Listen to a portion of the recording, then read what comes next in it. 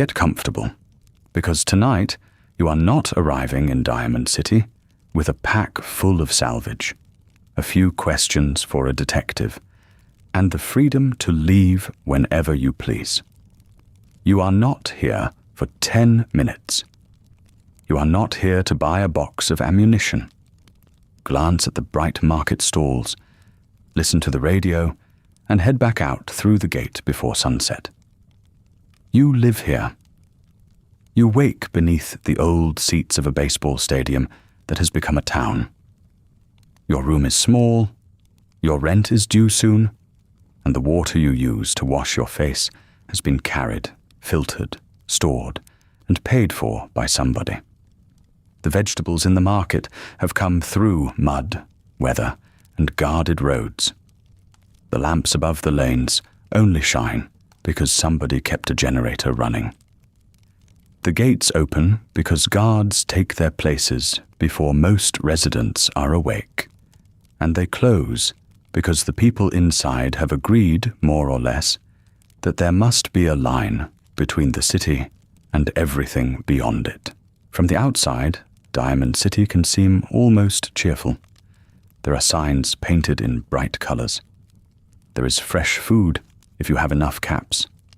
There are doctors, mechanics, traders, barbers, cooks, guards, and people who can find a use for nearly anything. It is busy. It has streets. It has a newspaper. It has the confidence of a place that calls itself the Commonwealth's great green jewel. But that confidence has to be made again each morning. A city is not its wall. It is not the giant sign above the entrance, or the field at its center, or the old concrete stands rising around its homes. A city is the person lifting a shutter before daylight. It is the worker sweeping grit from a market lane. It is the resident carrying a crate because the person who usually carries it has a bad shoulder today. It is a guard remembering the face of a regular trader. It is a shopkeeper deciding which goods can stay on display and which must be locked away. It is everyone performing a small part of the work that lets thousands of ordinary assumptions continue for one more day. If that sounds like the kind of Fallout story you would like to hear more often, you can subscribe. And as you settle in, you can imagine which part of Diamond City you would choose for yourself.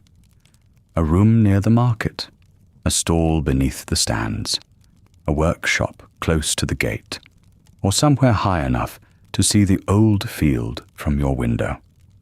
For now, though, you have a room near the market, a regular assignment for the day, and just enough saved caps that you do not need to count them every hour.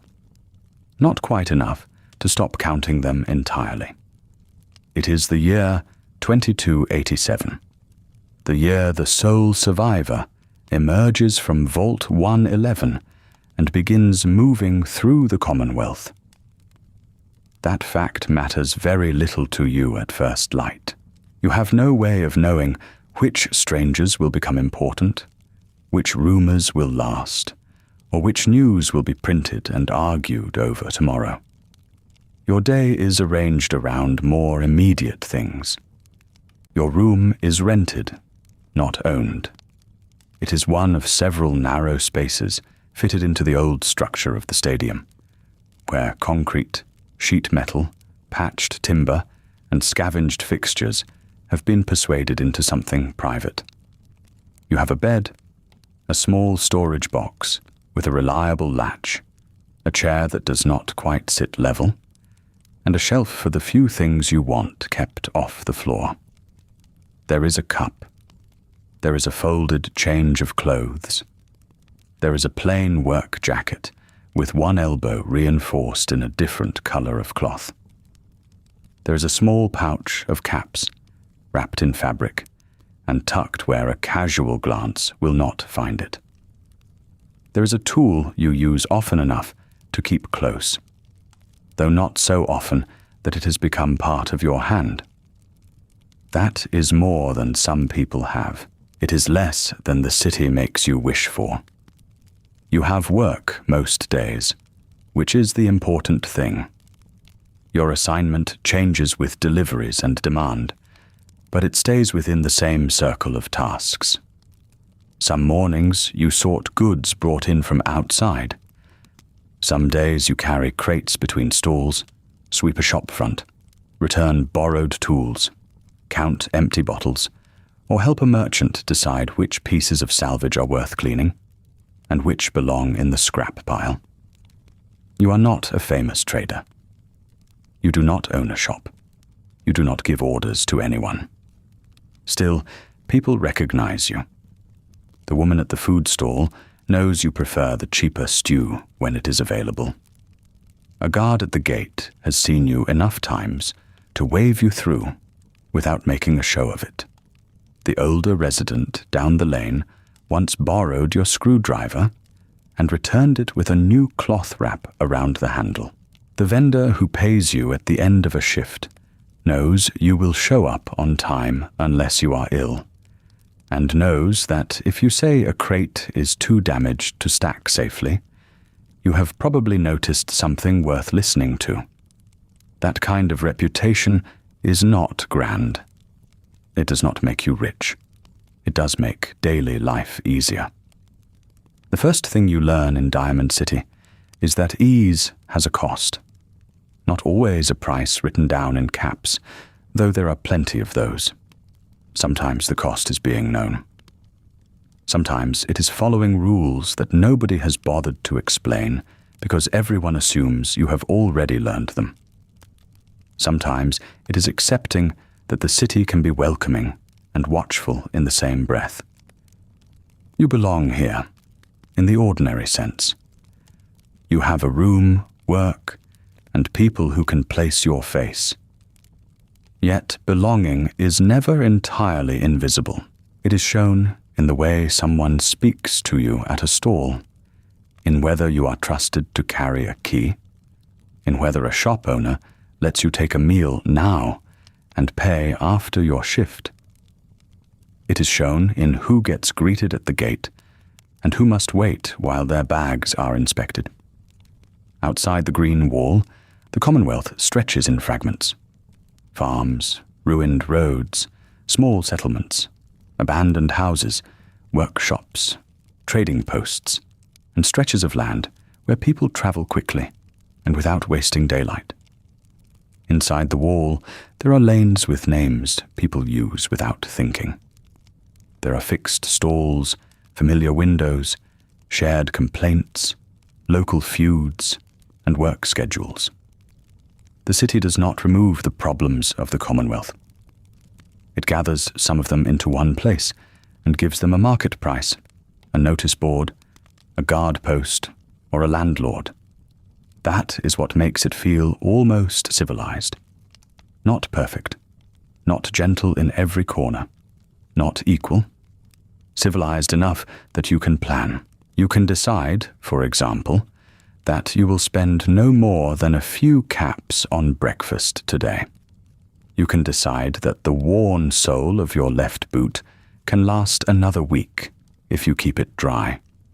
You can decide that a cracked bottle is still worth saving because glass is useful, and because the person who buys bottles from the market does not mind a crack if the neck is intact. You can decide to put a little aside from your next payment rather than buying the better gloves you saw last week. The city gives you choices like these. It also makes them necessary. Diamond City sits inside the remains of Fenway Park, though most residents do not spend much time thinking about the old name. The stadium was built for a game played long before the Great War, when crowds gathered to watch teams strike a ball across a carefully kept field. The people who designed it assumed its thick concrete would hold noise, lights, advertisements, and thousands of spectators for an afternoon. They did not build it to keep out weather. They did not build it to store water. They did not build it to contain a market, a clinic, homes, workshops, guard posts, and every small institution needed by people who cannot count on a larger government arriving to help. But the shape was useful. The high outer structure offered elevation. The enclosed field gave residents a center. The stands created levels where rooms could be built, expanded, divided, rented, and repaired. There were passages, entrances, stairways, old service corridors, and thick walls that could be adapted rather than made from nothing. In the Commonwealth, that matters. A place with strong bones is worth more than a place with a beautiful past. The stadium did not survive intact. Nothing did. Its old surfaces have been covered, cut into, patched, painted over, and burdened with new weight. Signs hang where advertisements once hung. Wiring follows routes nobody planned for. Old seats disappear behind boards and walls. A concrete stairwell becomes a shortcut to a rented room. A former concourse becomes a lane where someone sells noodles, another person repairs clothing, and a child is sent out with a list of errands before the busiest hours begin. You do not need to know every piece of the old stadium to live here. Most people do not. They know the parts that affect their feet, their work, and their sleep. Which stairs get slick after rain? Which corner catches the wind? Which wall carries sound from the market? Which route is quickest when you are late? Which landlord expects rent early? Which public light flickers before it goes out? That is how a place becomes home. Not by being safe in every way, but by becoming legible. You know where to find a bucket when a pipe leaks. You know who keeps spare fuses. You know that if a delivery comes in late, the market will be louder tomorrow morning. You know that a guard shift changing at the gate means the line of travelers may pause for a few minutes. You know which food smells mean that somebody has received fresh produce, and which mean that a stew has been stretched one more day with whatever was left at the bottom of a crate. There is knowledge in those details. It is not the knowledge of maps, secret laboratories, or old military installations. It is the knowledge that lets you make it through a week without spending more than you earn. And that is where people often misunderstand Diamond City. They see the wall and think the wall is the answer. The wall matters. You would be foolish to pretend otherwise. A defended gate, assigned guards, high platforms, and a clear boundary between inside and outside change the texture of daily life. They make it possible for merchants to lay out goods in the open. They let residents sleep without each person taking a turn at the door. They allow a parent to send a child across the market with a note and a few caps. They give the city enough stability for a doctor to keep supplies in one place, for a newspaper to print, for a worker like you to expect that the same employer may still be there next week. But the wall is only the beginning. Behind it are rules. Some are spoken aloud. Some are painted on signs. Some are enforced by Diamond City Security, whose members have to keep order with limited people, limited equipment, and a city full of residents who believe their own problem deserves immediate attention. Some rules come from property, from trade, from old friendships, from the quiet influence of people who have lived here longer than you. Protection is real. So is exclusion. The city can offer you shelter while reminding you that shelter is conditional. It can give you work while allowing the best opportunities to circulate among people with stronger ties. It can call itself open because its market welcomes trade, while its gate remains a place where somebody decides who waits, who enters, and who is asked to leave.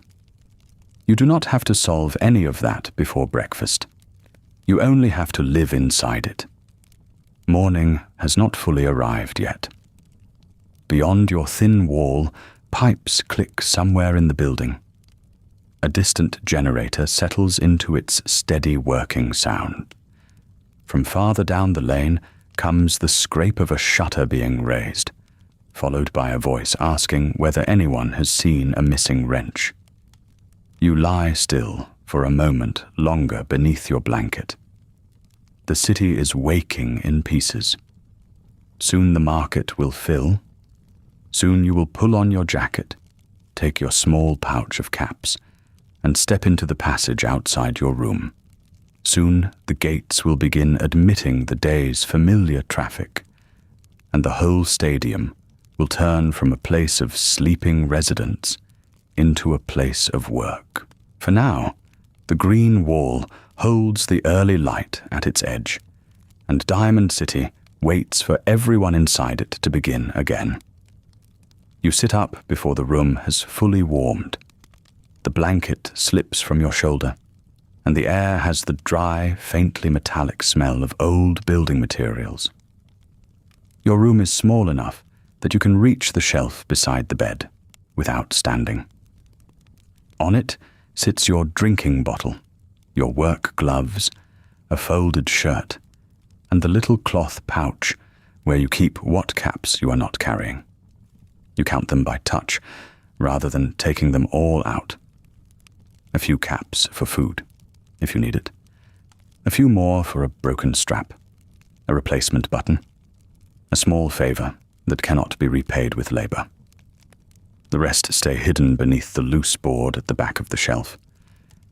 Not because the room is unsafe, exactly. Diamond City is safer than most places in the Commonwealth, but safety has its grades, and a rented room with a latch is not the same thing as a locked storehouse or a family home with 3 generations of people watching over it. Outside, another shutter rises. The wooden slats knock against their frame, then hold.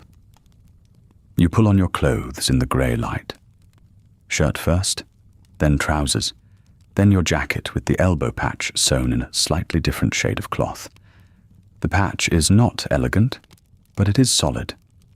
That matters more. You lace your boots, tug the knot tight, and stand for a moment to let your feet find the familiar unevenness of the floorboards. There is no private washroom. There is no hot tap waiting in the wall.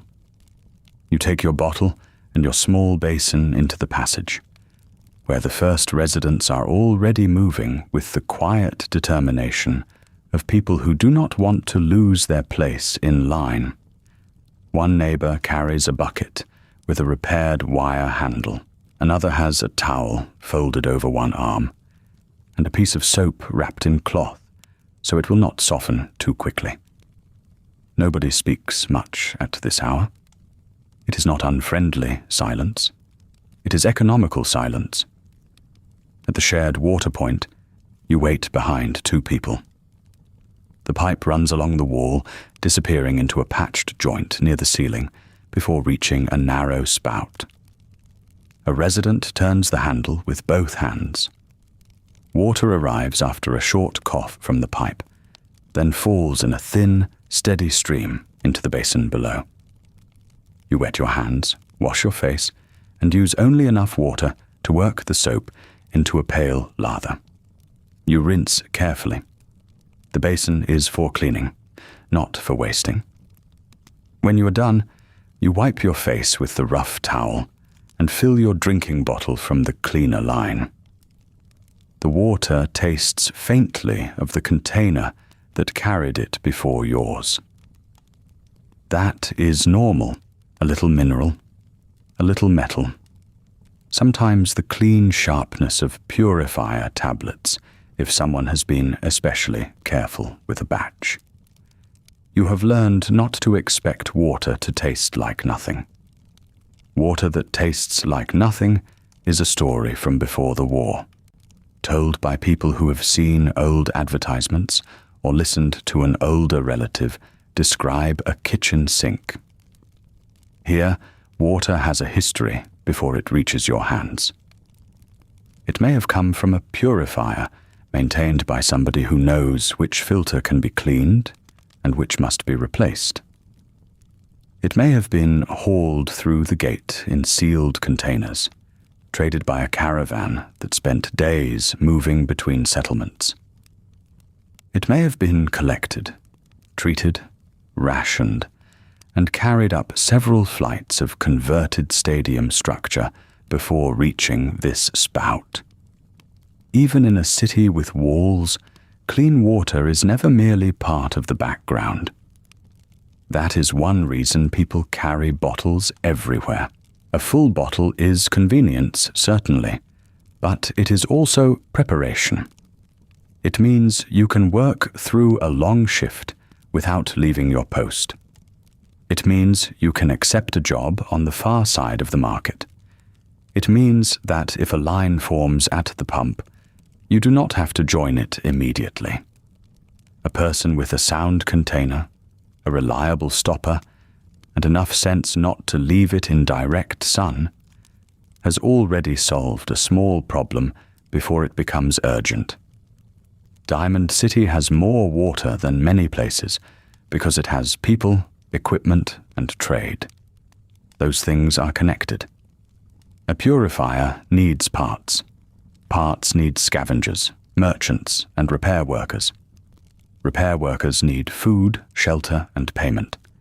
Payment depends on a market that has enough customers to keep circulating caps. The city's water does not come from one generous pipe or one clever machine. It comes from a chain of ordinary work, repeated every day by people who may never meet one another. You cap your bottle, wipe the outside dry on your sleeve, and carry it back to your room. Breakfast is waiting where you left it. A heel of bread, a small piece of preserved vegetable, and a spoonful of something that was once beans and has been stretched with enough broth to last 2 meals. You eat standing near the shelf, taking your time with the bread. It is dense and a little dry at the edge, but it fills the mouth properly. The vegetable has a sour note from preservation. You drink only a little water. Food in Diamond City often looks local by the time it reaches your hands. A bowl on a counter, a loaf wrapped in cloth, a bundle of greens brought in at dawn. But very little of it begins and ends in the same place. The bread requires grain or another workable flour, someone to grind it, a clean enough surface to prepare it, fuel for heat and time.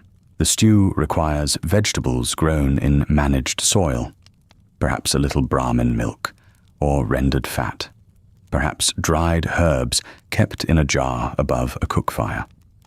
A market stall can sell something warm because somebody rose much earlier than you did, checked stock, carried water, cleaned a pot, and decided what could be spared from yesterday's supply.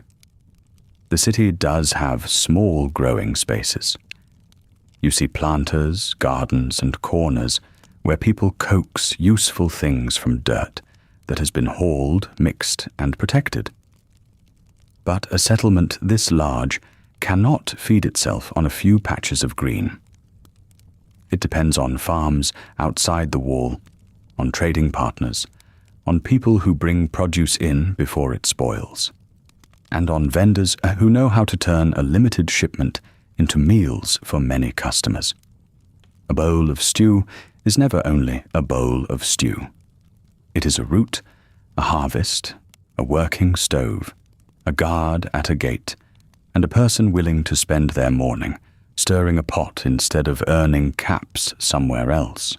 You finish the last bite, wrap the remaining food cloth, and tuck it into your bag for later. Then you check your work things.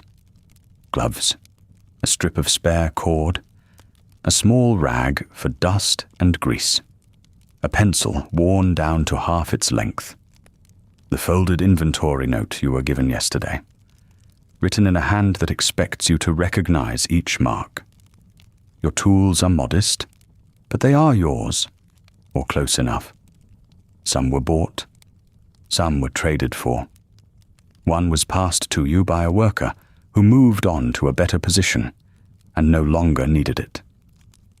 There are people in Diamond City who own more than this.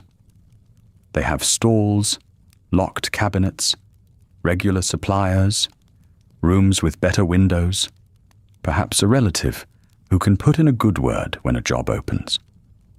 There are also people who own less. They sleep in tighter quarters, take irregular work, and keep every useful thing they have within reach. Your life sits somewhere in the middle. You have a routine. You have a place to return to. The market knows your face, though not everyone knows your name. You are not wealthy, but you are expected somewhere this morning, and that is its own kind of security. You step into the lane. The stadium is beginning its daily change. At night, Diamond City is a collection of rooms, lamps, quiet conversations, and guarded entrances. In the morning, it becomes a machine made from feet, hands, crates, shutters, and shouted questions. The first workers move along the narrow ways beneath the old stands. A cleaner pushes dust toward a corner with a broom that has been bound together twice.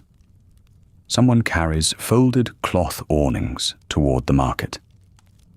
A delivery cart squeaks over a seam in the pavement, its wheels complaining with each turn. Above you, the old stadium rises in layers.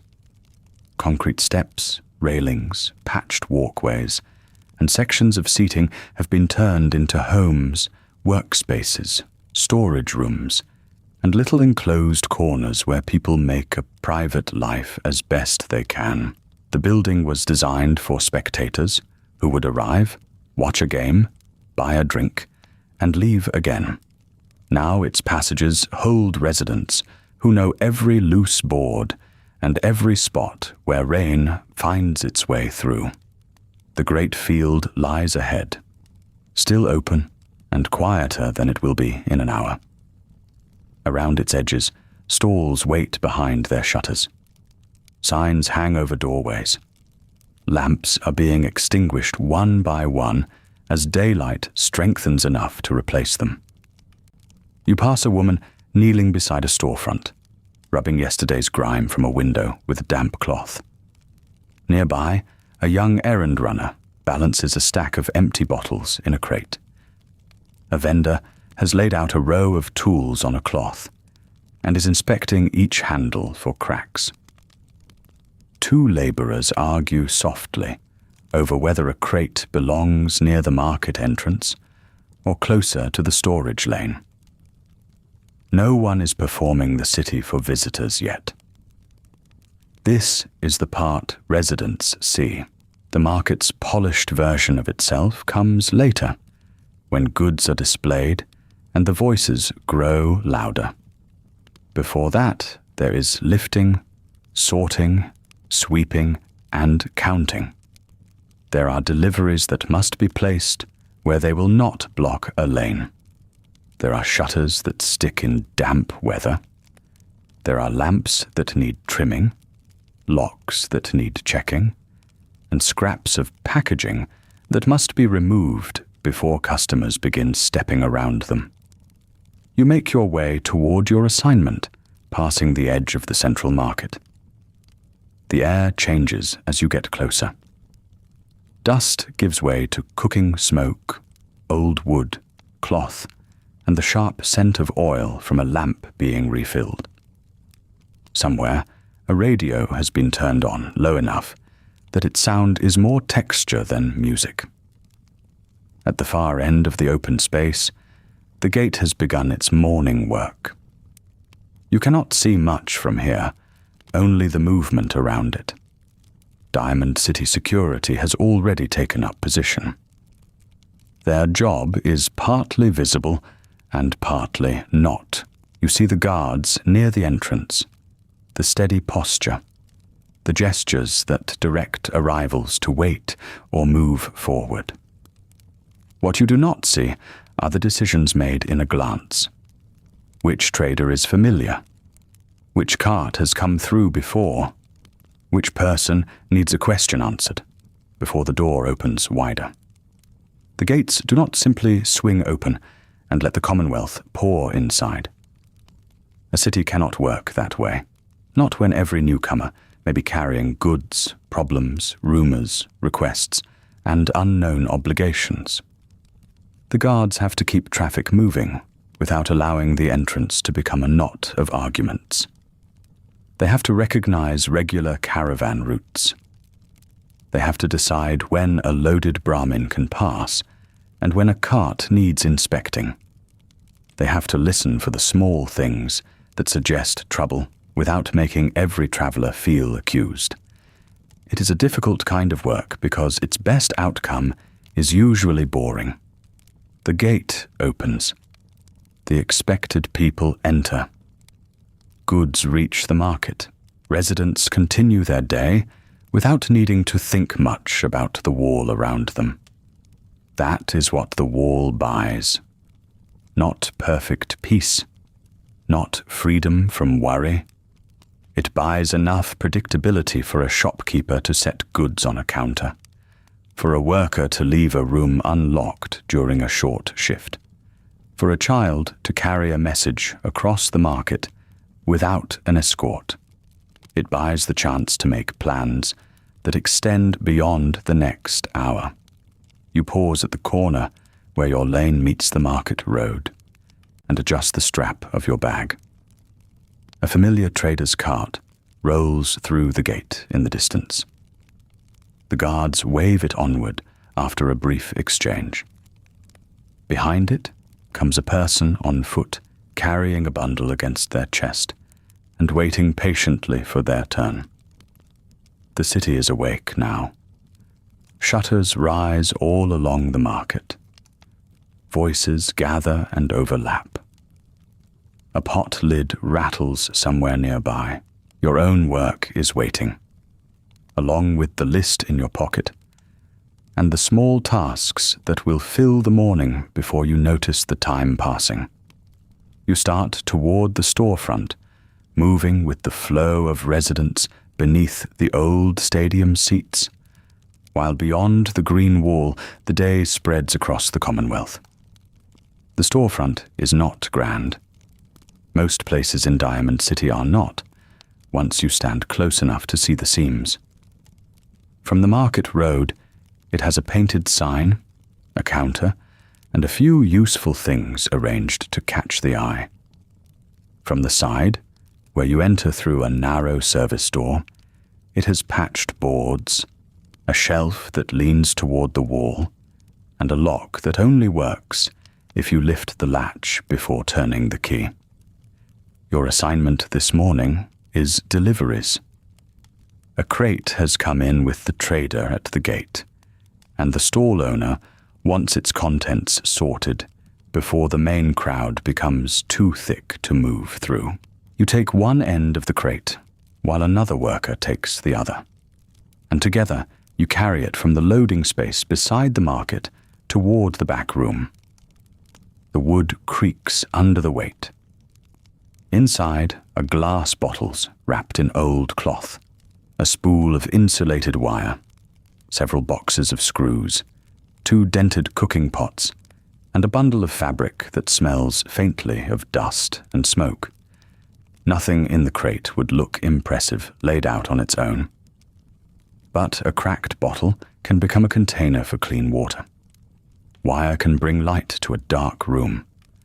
A pot with a sound bottom can keep a household fed for another year. That is how much of Diamond City works. Not through treasures exactly, through things that are still useful. You set the crate down, loosen the lid, and begin placing each item where it belongs. Bottles on the upper shelf, wire in a bin beneath the counter, pots near the repair bench, cloth folded away from the window, where sunlight has faded too many old colors already. Outside, the market gathers speed. Someone rolls open a handcart. Someone else argues gently over whether a sack of vegetables was weighed before or after the rain.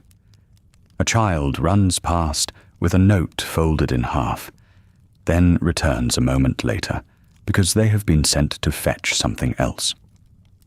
From the upper stands, a voice calls down to a neighbor about a loose sheet of roofing. The old stadium gives every sound a place to go. Voices rise from the market and strike the concrete walls. Footsteps travel along the concourse overhead.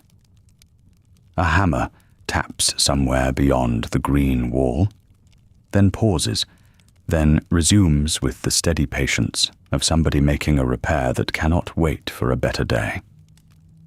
You know the routes through the city well enough now that you no longer think of them as routes. There is the broad way through the market, where the stalls face one another beneath patched awnings.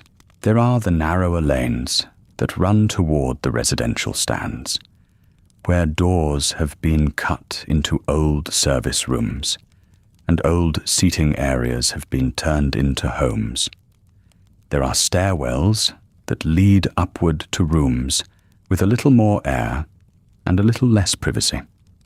There are passages that look like dead ends until you learn which fence panel opens, which door belongs to a storage space, and which set of steps leads to a roof where someone grows herbs in battered containers. At the center lies the field, green in a way that still seems almost extravagant. It is not the smooth, perfect grass of the old advertisements painted around the stadium. It is a working green, divided and tended, shaped by hands and weather. The sight of it changes the whole place. A city built inside a stadium might have become only a market behind a wall, a place of stalls and locked doors and temporary arrangements. The field makes it feel more settled than that. It gives the city a middle. The residents who have lived here longest speak about Diamond City with the confidence of people who know where they belong. They call it the center of the Commonwealth, and in practical terms, they are not entirely wrong. Traders know the gates. Travelers know there are shops inside. People with a problem that cannot be solved in a small settlement may come here looking for medicine, parts, work, news, or somebody who knows somebody else. But the city is not held together by reputation alone.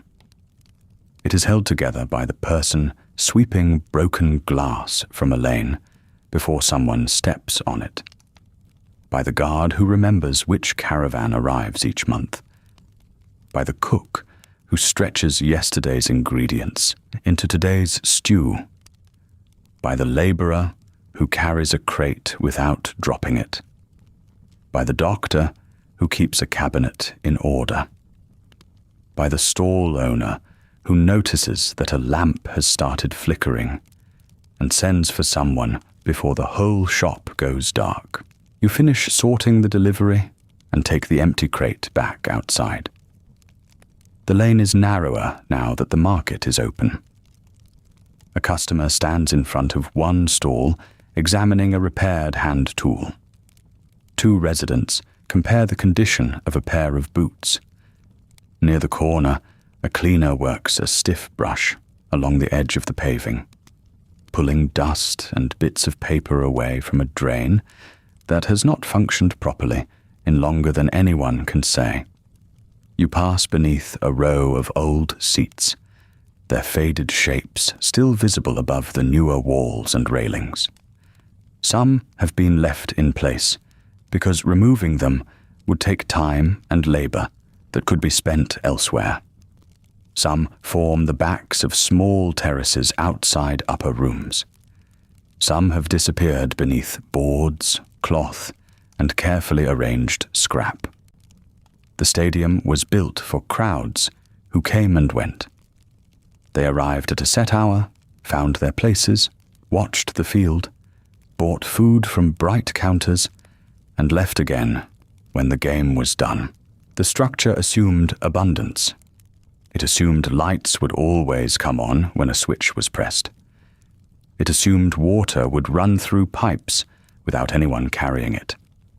It assumed that a broken chair, a cracked pane, a torn sign, or a failed wire could simply be replaced. Now, every piece of the building has another life. The concrete provides walls that do not burn easily and do not blow down in a hard storm. The upper levels offer height, storage, and rooms that can be defended with a good lock and a watchful neighbor. The old tunnels beneath the stands keep supplies out of direct sun. Railings become supports for drying cloth or hanging lamps. Old signs become roofing sheets, door panels, or pieces of metal to patch a cart. Even the stadium's strange shape helps. Its walls gather people inward. Its entrances can be watched. Its broad central space gives the settlement room to breathe. This is worth slowing down for, because Diamond City can seem almost naturally suited to being a town.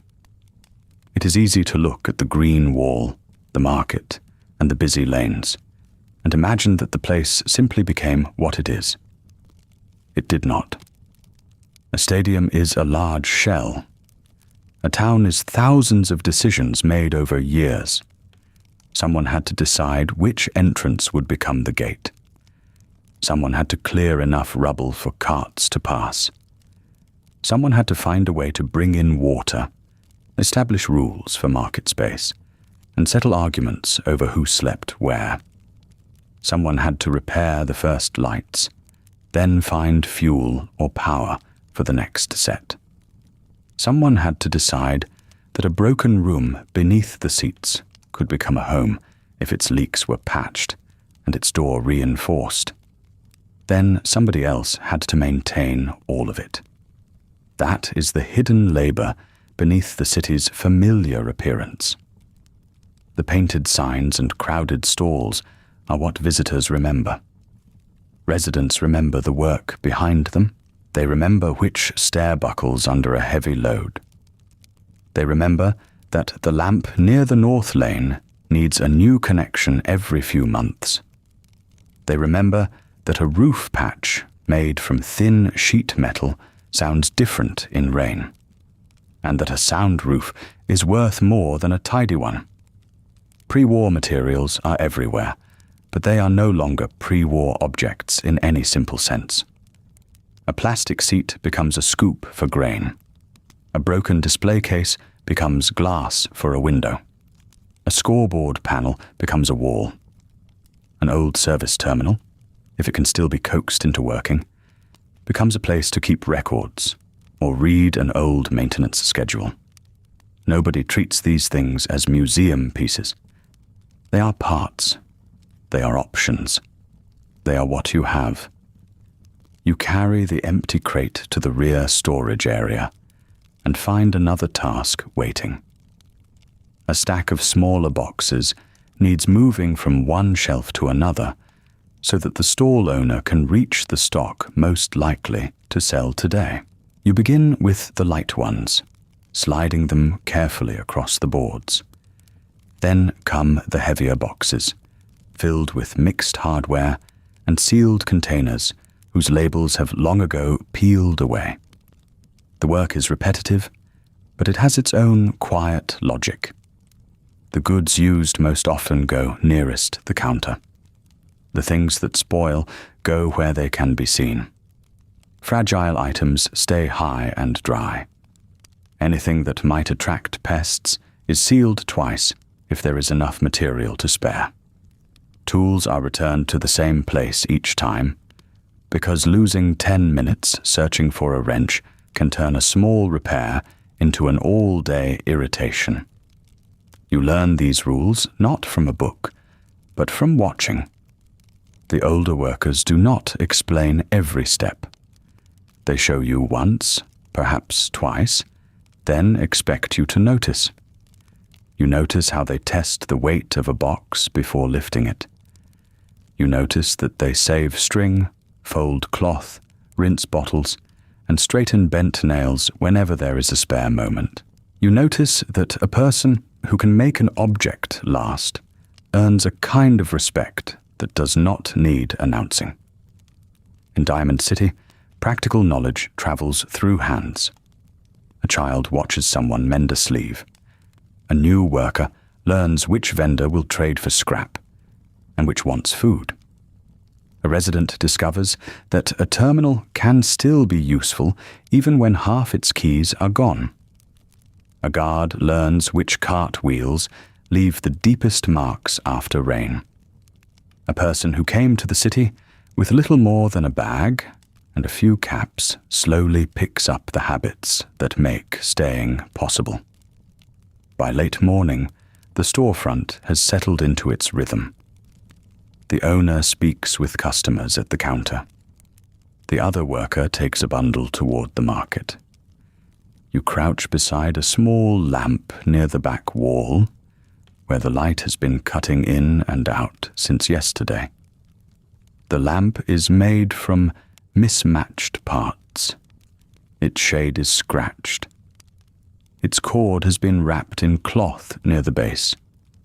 The connection behind it has loosened, probably from being bumped each time someone moves stock along the wall. You fetch a screwdriver, a short piece of wire, and a strip of tape saved for jobs exactly like this. There is no ceremony to it. You loosen the cover, set the wire where it needs to go, tighten the fitting, and test the switch. For a moment, nothing happens.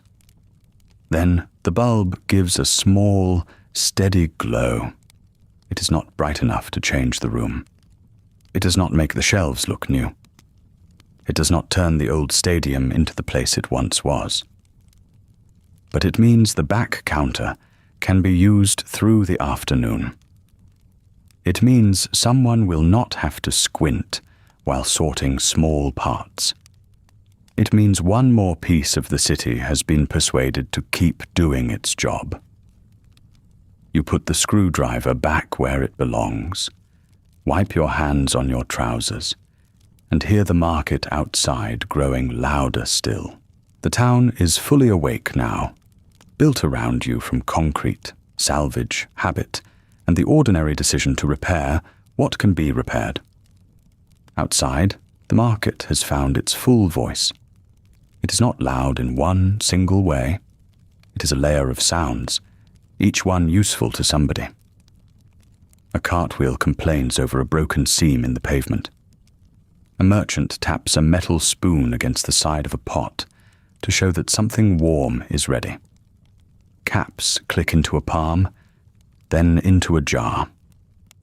A child is sent running with a wrapped parcel held tight against their chest. Somewhere near the central path, somebody laughs at a price that was clearly meant to be serious. You step out from the shop with a small crate balanced against your hip. It holds items that have already been sorted once. A few lengths of insulated wire, 2 unbroken glass bottles, a box of screws, a cracked but usable hand mirror, and a handful of old fittings that might become part of a lamp, a pump, a radio, or something nobody has thought of yet. The owner has written a short note on a scrap of paper. The crate is meant for a stall farther along the market, where a trader buys small repair goods in bundles, rather than one piece at a time. The path is crowded enough now that you have to move with the flow. Residents know how to do this. They turn sideways, without stopping.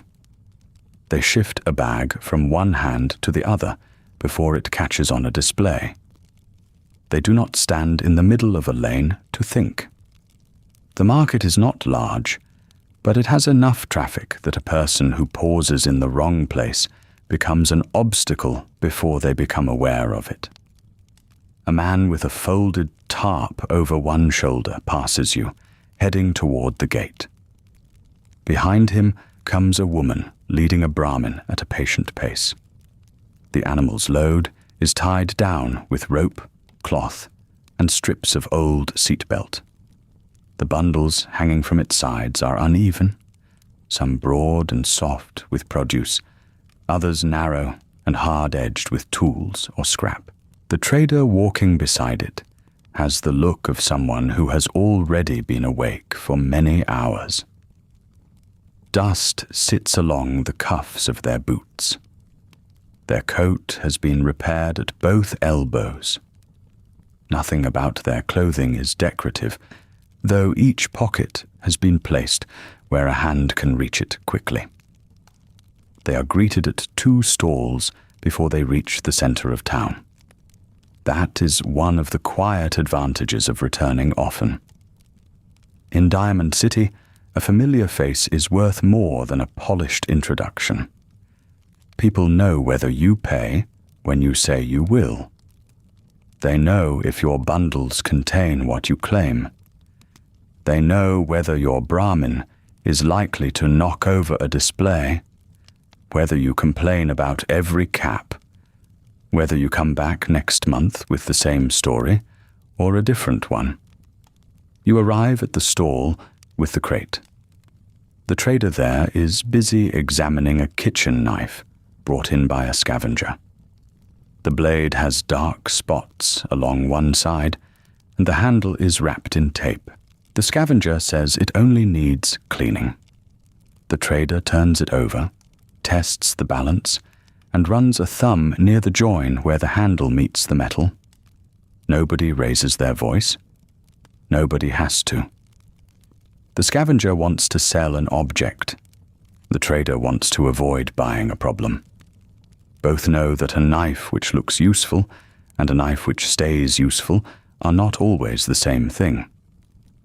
At last, the trader sets it down and names a price. The scavenger exhales through their nose, offers another number, then points out that the blade is still straight. The trader replies that a straight blade is only the beginning.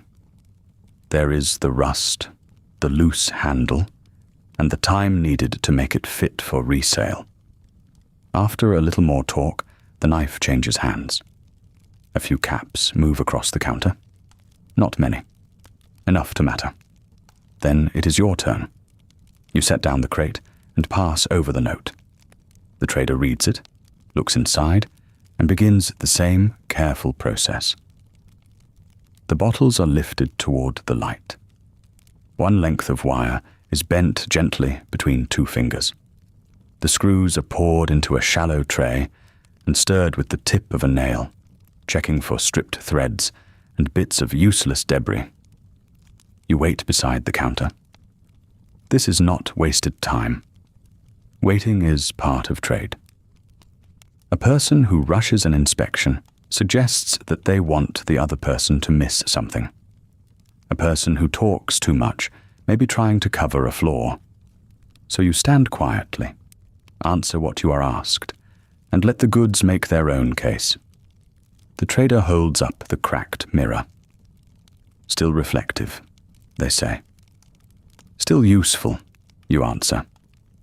That earns a small nod. The mirror will not be sold to someone wanting to admire themselves before a night out. It may go to a person who needs to see behind a pipe, around a corner in a machine housing, or beneath the edge of a loose floor panel. In a place like Diamond City, an object does not need to be perfect to have a second purpose. It only has to be good enough for the work in front of it.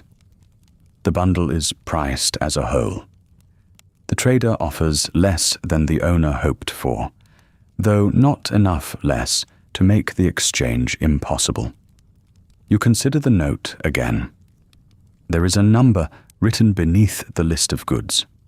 Not a command exactly, but a clear expectation. You make the small case for the wire, which is clean. You mention that the fittings were removed carefully. You point out that glass bottles with caps still attached are harder to find than bottles alone. The trader considers this, then adds a few more caps. It is not a victory that anyone will talk about later. It is simply the kind of agreement that lets both stalls open again tomorrow. The caps are counted twice before you leave. They are old, worn, and not especially uniform in shine. Some have been rubbed smooth at the edges by years of handling. Yet people still look at them closely. A crushed cap is less welcome than a clean one. A cap with a strange mark may bring questions. Nobody wants to accept a handful of metal that another merchant will refuse an hour later. Caps are convenient because people agree that they are convenient. That is the plain truth beneath all the counting. Before the war, money came as paper notes, coins, cards, account numbers, and promises made by banks. Much of that system disappeared with the people, buildings, and power networks that made it believable. Bottle caps remained small, durable, and difficult to create in useful quantity without the right machinery. More importantly, people had spent generations using them. A cap was not valuable because it was beautiful. It was valuable because the next person was likely to take it. In the Commonwealth, though, caps do not make every exchange simple. A farmer may prefer seed, tools, or ammunition for a working rifle over a little pile of metal discs. A repairer may accept caps from a regular customer, but ask a stranger for half the payment in parts. A traveling merchant may charge more for an item because it has crossed miles of poor road and arrived without breaking. There is no printed board in Diamond City that can tell you the proper cost of a blanket, a lantern, a tin of preserved food, or a box of nails. There are habits. There are local expectations. There are yesterday's prices, which may hold until a supply cart arrives late, a crop comes in thin, or 3 people need the same replacement part in the same week.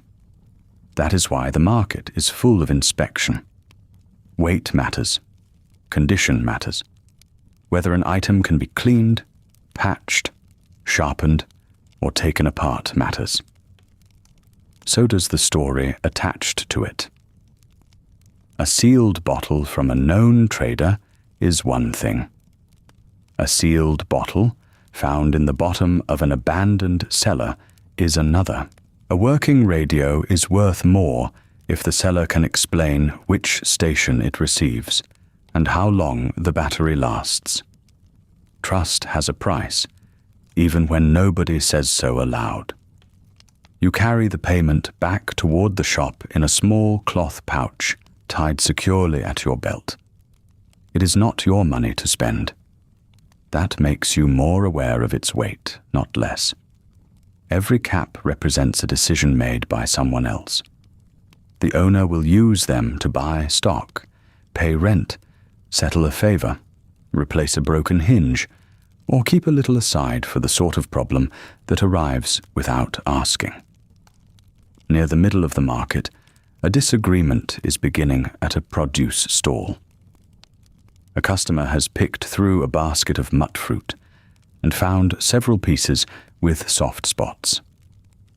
The stall owner says the fruit is still good if used today. The customer says they were charged for food that would keep longer. A few people nearby glance over, but nobody gathers around. There is no appetite for a show. The stall owner takes back 2 pieces, replaces them with firmer ones, and lowers the price by a cap. The customer accepts. That is the end of it. The solution is not generous exactly. The stall owner cannot afford to give away food. The customer cannot afford to pay full price for something that may be spoiled by evening. But both need the market to remain a place where people return. Tomorrow, the customer may need vegetables again. Tomorrow, the stall owner may need a repaired crate, a favor from a guard, or a message carried to the gate. A city does not stay standing because every transaction is fair. It stays standing because enough transactions are fair enough. By now, the late morning light has reached farther into the old stadium. It rests on patched signs, on awnings stitched from different fabrics, on the upper levels where rooms and walkways look down toward the field. The green wall around Diamond City is mostly hidden from here, but you feel its presence in the way people move. Stalls can leave goods in view because there are guards nearby. A person can bring a child to fetch bread because the route is known. Merchants can plan for an afternoon customer because the gate is open, watched, and managed rather than left to chance. None of it is effortless. The guards need wages, meals, equipment, sleep, and somebody willing to take the next post. The market needs cleaners, carriers, repairers, traders, cooks, and people like you, who can take a crate from one counter to another without losing a single screw along the way. You reach the storefront again and place the pouch on the counter. The owner unties it, counts the caps, and compares the total with the note. Not bad, they say. It is not praise in the grand sense. It is better than that. It means you did the work properly. It means the shop has what it needs for another few days. It means the lamp you repaired will have stock sorted beneath it, and the stock may become someone else's repair before the sun goes down. Outside, another customer pauses at the door. The market keeps moving. The customer brings in a box of loose hardware wrapped in a strip of old canvas. The owner begins sorting through it at once, placing usable pieces in small tins beneath the counter and setting bent, rusted pieces aside for later. You wait for the next instruction. Instead, the owner hands you a narrow inventory note and points toward the main entrance. A shipment came in with the morning traders, they say. Find the gate clerk. Ask whether the cloth bundle was logged with the rest. The note is folded twice, soft at its creases from being carried in a pocket. You tuck it carefully inside your jacket and leave the storefront. The route to the gate is busier than it was earlier. Diamond City has settled into its working hours now. The people who woke first have already finished one task and started another. A cook pours something steaming from a pot into chipped bowls. A resident leans from an upper walkway to shake dust from a blanket. Two children hurry past with an empty bottle between them, arguing about whose turn it is to carry it. Near the market center, a scavenger has spread several items across a cloth on the ground. A broken desk fan, a cracked kitchen timer, a length of copper wire, 3 bent spoons, and a small radio with no back panel. None of it looks valuable in the way a full water jug looks valuable. But each object has a possible future. The wire might be stripped. The fan might have a motor that still turns. The radio might offer up a speaker, a dial, or a screw that happens to fit something else. In Diamond City, an object is rarely useless just because it has stopped doing the job it was made for. You move along the lane that curves toward the entrance. The old stadium architecture guides you whether you notice it or not. Concrete rises around you in broad, worn layers. What used to be passageways for crowds have become streets. What used to move people toward seats, food counters, and bright pre-war entertainment now moves them toward work, trade, rooms, and the guarded opening in the wall. The gate itself is not silent. You hear its mechanisms before you see it clearly. Metal shifting against metal. A call from one guard to another. The groan of something heavy being moved with patience rather than speed. The sound carries through the nearby lanes, becoming part of the city's ordinary rhythm. A small queue has formed inside the entrance. Not everyone in it is trying to leave. Some are waiting for expected traders to be admitted. Others have come to collect goods. One person stands beside a handcart, ready to take on whatever has arrived. Another holds a slate with a list written in faded pencil. A woman with a bundle of empty bottles watches the opening with the alert stillness of someone hoping a familiar caravan has brought what she needs. The guards know some faces. That does not mean they smile at every familiar trader or wave people through without looking. Familiarity makes the work quicker, but it does not replace it. A regular merchant is still a merchant with bags to inspect, animals to guide, and goods that have to be counted before they become someone's promised delivery. Beyond the gate for a moment, you can see the Commonwealth as it is without the stadium around it.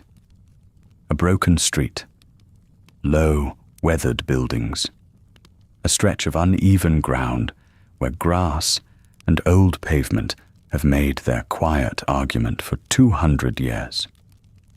A Brahmin cart waits at a distance, its load covered against dust. The people beside it look smaller than they do once they pass through the gate, reduced by the open space behind them. Then the entrance shifts again, and the city closes around your view. That brief glimpse explains much of Diamond City's confidence. A wall does not make life easy. It does not fill a pantry or repair a water pump. It does not settle rent, teach a person a trade, or turn a bad tool into a good one. But it changes what a day can look like. Inside the wall, a merchant can arrange goods in front of a stall rather than keep everything packed beneath a counter. A cook can leave a pot simmering while stepping away to fetch salt. A child can be sent to a neighbor with a message. A worker can spend an afternoon fixing a lamp instead of keeping one eye on the street beyond the door. All of that depends on someone standing at the entrance, someone walking the perimeter, someone listening when the gate's hinges begin to complain, and someone deciding when a visitor is expected enough to be admitted. Safety in Diamond City is not a feeling. It is a schedule. The guards take posts. The gate opens and closes. Residents learn what time goods usually arrive, what time the lanes grow quiet, and which instructions should not be ignored. A city can seem solid when you live inside it long enough. You begin to think of its routines as natural, like daylight or thirst. They are not natural. They are made every day by people who show up. A gateside worker sits at a small desk under a patched awning, looking over a stack of notes. The desk has likely been moved many times in its long life. One leg is shorter than the others, and somebody has steadied it with folded cardboard. Beside it are a pencil stub, a bottle of water with a cloth tied around its neck, and a tin box used for receipts. You wait until the worker looks up. "The cloth bundle from the morning delivery," you say, handing over the inventory note. "For the market shop." The worker reads the note, then turns to a longer list. Their finger travels down the page, stopping now and then as they compare marks and descriptions. There is no grand system behind this. No room full of polished machines keeping track of every crate in the Commonwealth. There are lists, memory, pencil marks, and the habit of asking twice before handing something over. After a moment, the worker nods toward the inner side of the gate. Came through with the Brahmin cart. Blue cord around it. It's by the carrier station. You thank them and follow the direction. The cloth bundle is where it should be, tied with a faded blue cord and resting beside sacks of grain, 2 crates of glass bottles, and a bundle of salvaged metal rods. A carrier is already loading the next cart. You show the note, point out the bundle, and wait while they compare the mark on the cloth with the entry on the page. Only then do they pass it to you. It is not a large package. You can carry it under one arm. Still, the work around it has involved several people. Someone acquired the cloth. Someone packed it. Someone brought it across the Commonwealth. Someone admitted it through the gate. Someone wrote it down. Someone will sell it by the yard, cut it into strips, patch a sleeve, cover a chair, wrap a tool, or trade it again. By the time the cloth reaches the shop, it has become part of a chain longer than its size suggests. This is how much of Diamond City works. Not through abundance, exactly, but through connection.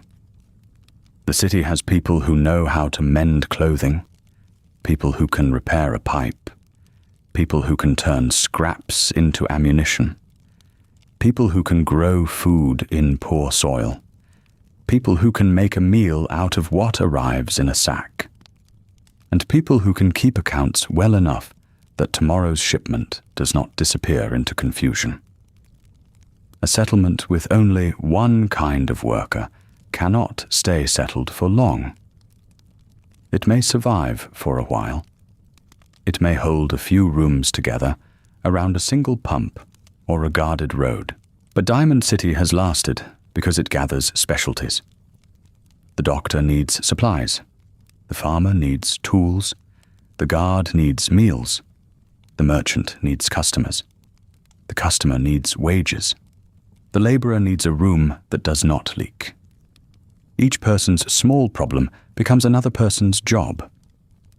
That is what makes the city feel larger than it is. It is also why the gate matters so much. Not every person approaching Diamond City arrives with goods to trade. Not every visitor is known. Not every request can be granted, simply because someone asks politely. The guards must make judgments with limited time, limited information, and a line of residents waiting behind them. They are not an army with endless equipment and a distant command structure. Diamond City security is a civic force. Its work is close to the ground. It concerns the gate, the lanes, the arguments that might become costly, the missing property, the rules people accept because they want the market open tomorrow. Their authority comes partly from weapons and uniforms, of course. People notice those. But it also comes from repetition. The guard who is there in the morning is seen again near midday. The same post is staffed. The same gate is watched. The same questions are asked of people arriving from outside. Where are you coming from? Who are you meeting? What are you carrying? How long do you intend to stay? The questions are ordinary. Their effect is not. Inside Diamond City, belonging has layers. There are people who own stalls or rooms and have lived here long enough for neighbors to know their habits. There are workers whose faces are familiar because they sweep the same patch of pavement, carry deliveries to the same shops, or report for the same shift. There are regular traders, trusted not because they are loved, but because they return when they say they will and bring goods that can be checked. Then there are newcomers. A newcomer may have caps. They may have useful supplies. They may have a good reason for seeking the city. But they do not yet have the thing that matters most in a crowded place. A history other people can recognize. Trust takes time because time is one of the few things nobody can carry through the gate in a sack. You can see this in the way residents move past the entrance without pausing.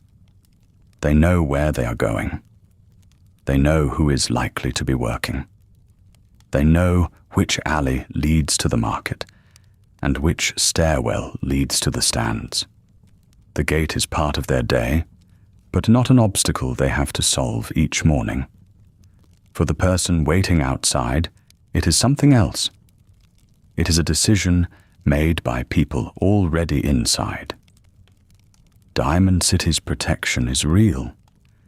You can feel it in the open stalls, in the children running errands, in the fact that a crate can sit unattended for a few minutes while its carrier finds a pencil. Yet protection has borders. A wall does not merely keep trouble out. It tells everyone where the people with authority have decided the inside begins. That can be comforting when you have a room behind the wall. It can feel very different when you are standing before it. The blue cord cuts lightly into your fingers as you lift the cloth bundle again. You adjust your grip and start back toward the market. Behind you, the gate begins another slow movement. A guard calls for the next arrival to wait. Wheels creak over uneven ground. Someone asks about a shipment that has not yet appeared. The city does not stop for any of it. It absorbs the delay, makes a note, assigns a pair of hands, and continues with the work of being a place where people can sleep behind doors that close. By the time you return to the market, the morning has gathered itself into a fuller noise. The narrow lanes are busy without becoming hurried. A handcart needs room near a stall. A customer pauses to compare two jars held up to the light. Somebody from the upper stands comes down with a list folded into a pocket, then stops halfway through the market because a neighbor has remembered a favor from last week. The city has no broad avenue where all this can spread out. It has corners, steps, patched walkways, and the habit of making room a little at a time. Your bundle feels heavier than it did at the gate. Not because it has changed, exactly. Because the day has reached that point when every object begins to announce itself. The cloth presses against your palm. The cord has left a shallow line in your skin. Your shoulders have settled into the particular ache of carrying something that is not quite heavy enough to demand help, but too heavy to forget. You bring it to the rear of the storefront, where a stack of empty crates waits beneath a faded awning. The stall owner is already bent over a sheet of paper, checking marks beside a short list of goods. A pencil moves from one column to the next. Beside the paper sits a small pile of caps, not yet counted into neat stacks. You set the bundle down carefully. The owner loosens the cord, lifts one corner of the cloth, and inspects what has arrived. There is no grand moment of approval. That is not how most trade works here. Things are turned over, smelled, weighed in the hand. A bottle is held toward the light to make sure its seal has held. Cloth is tugged to find weak stitching. A metal fitting is checked for rust along its threads. Then the owner nods once. That is enough. A smaller crate is pointed out to you. It needs sorting before the afternoon crowd starts asking questions that require answers. You kneel beside it and begin. There are jars wrapped in old paper, a handful of bottle caps caught in a fold of cloth, 2 rolls of rough fabric, a dented cooking pot, several pieces of wire, and a small heap of metal scraps that may become useful after someone with patience decides what they once belonged to. Some items will go on display. Some will go into storage. Some will sit beneath the counter until a person comes in with the right need and enough caps to make the owner part with them. The work is quiet in the way useful work often is. You sort by condition first. Clean glass with clean glass. Cloth that can still be cut into patches with cloth that has already become more patch than fabric. Metal that might fit a hinge in one pile. Metal that is only good for melting or trade in another. A woman at the neighboring stall calls over to ask whether the shipment included soap. The owner says no. The woman makes a small sound of disappointment, not surprise. She has probably been asking since the last shipment. She returns to arranging dried produce in shallow baskets, placing the better pieces toward the front, where they will catch the eye.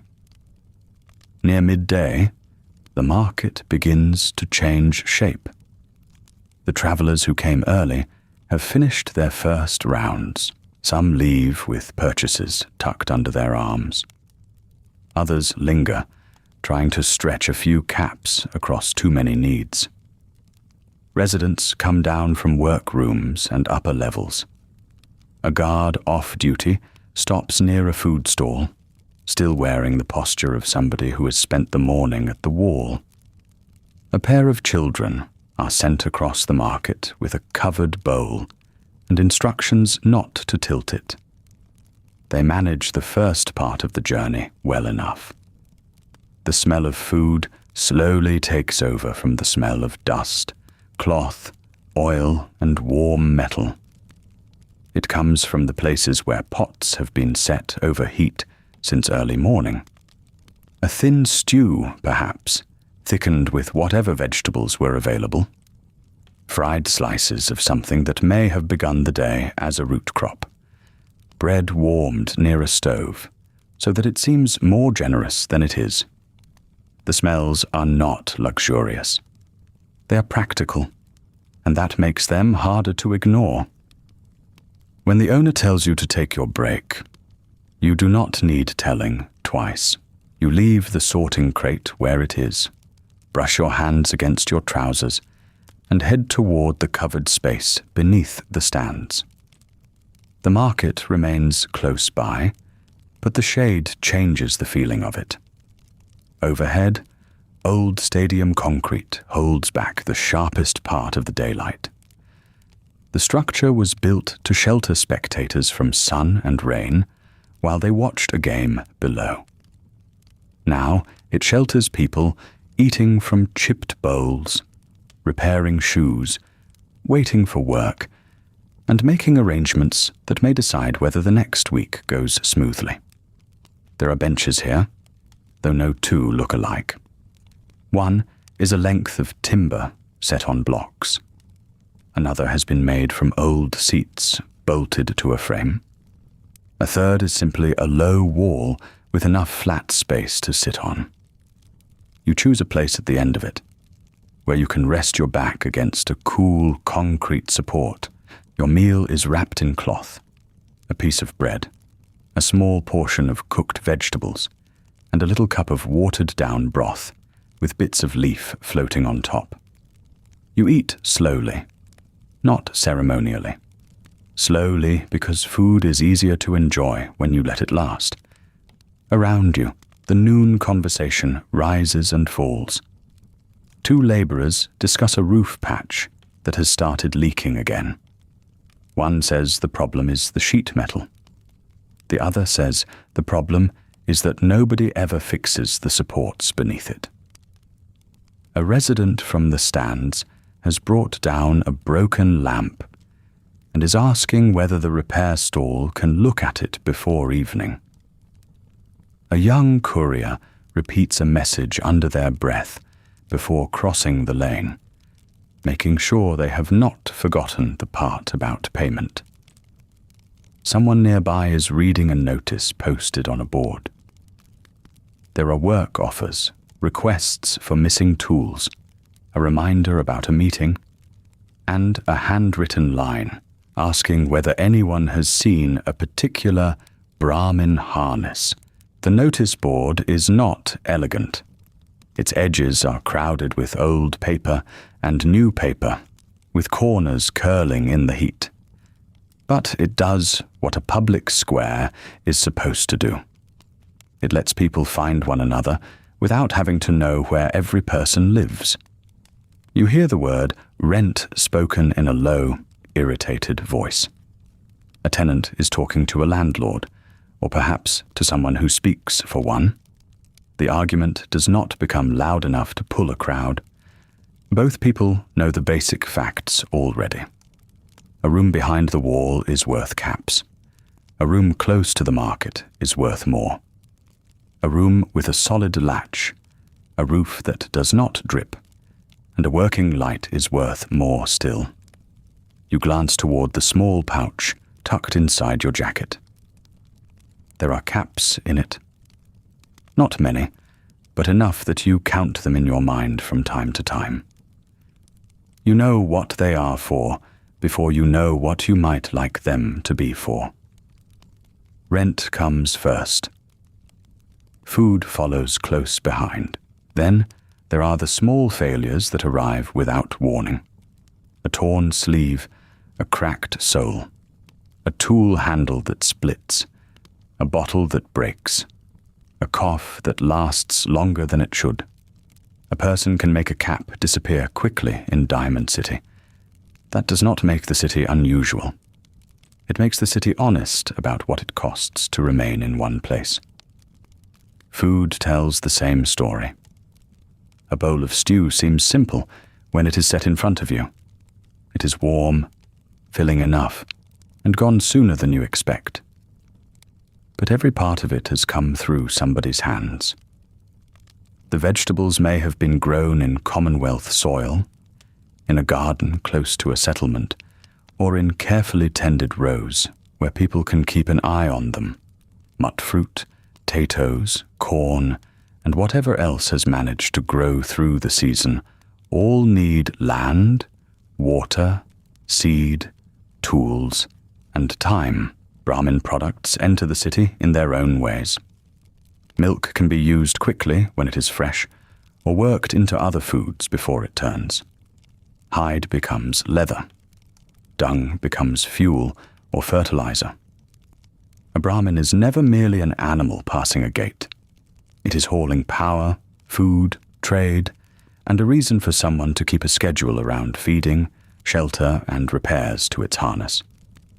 Then there are preserved goods, dried vegetables, salted pieces of food, sealed pre-war packages that are still treated with suspicion until the wrapping is examined, jars that must be cleaned, filled, and kept from cracking. Every shelf-stable meal is a small victory over time. Diamond City has gardens and access to trade, but it does not grow everything its residents need within the stadium walls. It survives because goods arrive from beyond the wall, because farmers and caravan hands and traders keep moving what they have, and because people inside the city know how to make a little food serve more than one meal. That is why a food stall owner notices waste, why a cook saves scraps, why a person with a steady income may still pause before buying a second helping. Hunger is not always the immediate problem. Sometimes the problem is simply that next week has not arrived yet, and you do not know what it will ask of you. At the next bench, a resident buys a cup of something hot, then changes their mind about a pastry beside it. The seller does not take offense. The pastry stays where it is. The customer keeps their caps. Both understand the calculation. You finish the last of your bread and fold the cloth around the crumbs. Nothing is thrown away if it can be carried home. For a few minutes, the shaded space feels almost still, not silent. Diamond City is rarely silent. Somewhere above, footsteps pass through the old seating levels. A generator gives off its steady mechanical note. A stall owner calls out a price. A bottle knocks against another bottle. The sounds do not ask anything of you while you sit there. Then your break begins to thin. The people who arrived first start standing up. A worker wipes their hands on a rag and heads toward a repair bench. The courier leaves with a new message. The argument about rent has become quieter, which may mean it has been settled or merely postponed until both sides have more caps or less patience.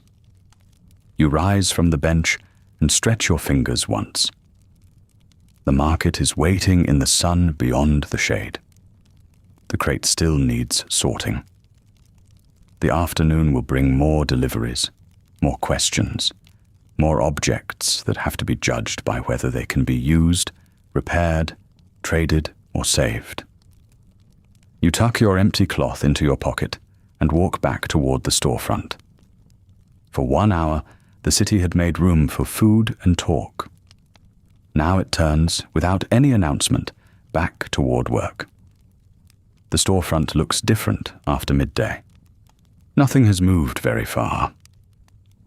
The same crates stand near the back wall. The same shelves hold their uneven rows of bottles, tins, cloth bundles, and small metal parts. Yet the light has changed. It comes through the front opening at a lower angle now, catching dust in the air and making the brass edges of a few salvaged fittings shine more brightly than they deserve to. Your employer is already at the counter, speaking with a customer who has brought in a lamp. It is a small thing, made from a scavenged shade, a wire cage, and a bulb that has seen better years. The customer says it flickers whenever the generator line is under strain. Your employer turns it over in both hands, presses a thumb against the cracked insulation near the plug, and gives the customer a price for looking at it. The customer hesitates. There is always a pause like this. Repairs cost caps. Leaving something broken also costs caps, eventually. A lamp that fails means a dark stairwell, a missed step, a room that feels less private after sundown. Still, nobody wants to spend what they may need for food or medicine or a replacement sole on a boot. At last, the customer nods and leaves the lamp behind. Your employer places it on the bench beside the rear wall. You know the wire, they say. You do. The work is not dramatic. That is why it matters. You clear a space among the loose screws and bent brackets, then lay the lamp on an old cloth. First comes the plug. The casing is held together by 2 mismatched screws, one flat-headed and one rounded almost smooth from previous repairs. You select a screwdriver from the row above the bench and work slowly. The old metal gives a little at a time. Inside, the wire has been twisted together and wrapped in tape that has gone hard with age. Someone fixed it before. Maybe more than once. That is true of nearly everything in Diamond City. A chair is rarely just a chair. It is a chair, then a chair with one new leg, then a chair with a strip of cloth around a split joint, then a chair moved from a restaurant to a room above the market because the restaurant bought something sturdier. Objects do not disappear when they stop being perfect. They move downward through the city, from merchant to laborer, from public room to private room, from useful tool to source of parts. You unwind the old tape and inspect the copper beneath it. There is enough clean wire left to work with. That is good. You trim away the worst section, strip the insulation from the ends, and fit a new length taken from a drawer of saved pieces. The drawer is not labeled. It does not need to be. You know which compartment has wire. Another holds screws. Another has fuses, though the supply is thin. One has glass fragments sorted by size, useful for windows, lampshades, and small display cases. There are springs, washers, nails, bits of brass, pieces of rubber, and a handful of tiny terminal screws that are worth more than their size suggests. A shop like this survives because nothing is too ordinary to save. Outside, someone rolls a handcart down the lane. Its wheels clatter over a patch of uneven pavement. A child is sent past with a wrapped bundle under one arm, and instructions repeated aloud under their breath, trying not to forget them before reaching the far end of the market. The city carries on around your bench. A customer enters to ask after a replacement latch. Another wants a bottle stopper that will fit an old water container.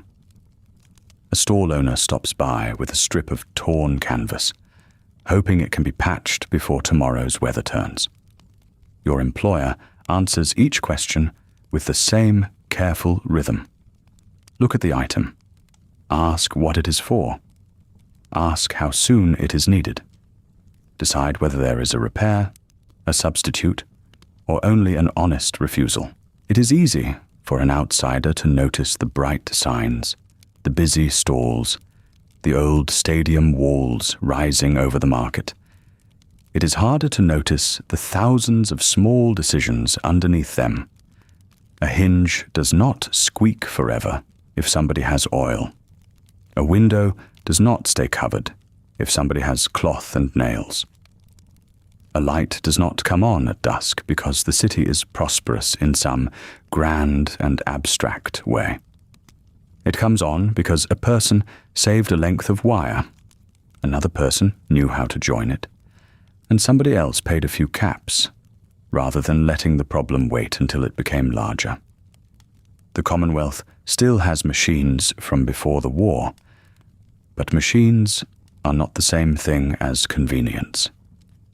A generator can provide power, but it needs fuel, parts, dry shelter, and people willing to listen for changes in its sound. A terminal can keep records, but it needs a working screen, a usable keyboard, and someone who knows which old menus still lead somewhere useful. A Pip-Boy can carry maps, notes, radio signals, and personal information on one wrist. But it is not something most residents simply own. In Diamond City, a Pip-Boy still marks a person out. It suggests travel, history, or access to a piece of pre-war equipment that has not yet failed. Most people rely on simpler things. Paper lists, chalk marks, memory, a string tied around a bundle of keys, a shelf arranged so that the useful items sit at eye level and the uncertain ones stay below. The old world built devices to make daily work faster. 2 centuries later, daily work often consists of persuading those devices to function at all. That knowledge carries weight. The person who can reset a tripped line, clean a clogged pump, replace a broken contact, or coax another season from a generator is not merely handy. They are part of the city's quiet infrastructure.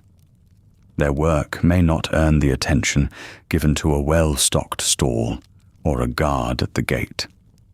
But people remember their address. They save scraps for them.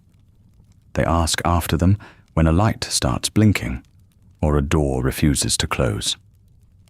There is status in being useful, and in Diamond City, usefulness is often learned by watching. You learned the wire by holding it while someone else explained where not to cut. You learned the tool drawer by putting things back incorrectly and being corrected. You learned to test a connection before sealing it, because a repair that fails in front of a customer costs more than a few minutes. It costs trust. Trust is one of the city's more expensive materials. It cannot be measured by weight, though people try. It is built in small exchanges, then spent carefully. The stall owner who pays on time, the laborer who returns a borrowed wrench, the person who admits that a repair is beyond them before making it worse. These are the habits that let a crowded place remain crowded without becoming impossible to live in. You finish joining the wire and wrap the connection in fresh insulation. The new tape is not pretty. It does not match the old casing. It only needs to hold. Then you reassemble the plug and set the lamp upright on the bench. Your employer glances over from the counter. Try it. You carry the lamp to a wall outlet near the rear storage shelf. The outlet itself is a patched thing, mounted on a board that has been replaced twice. You fit the plug in, then reach for the switch. For a moment, nothing happens. You keep your hand still. There is no need to rush a machine. Then the bulb gives a soft, uneven glow.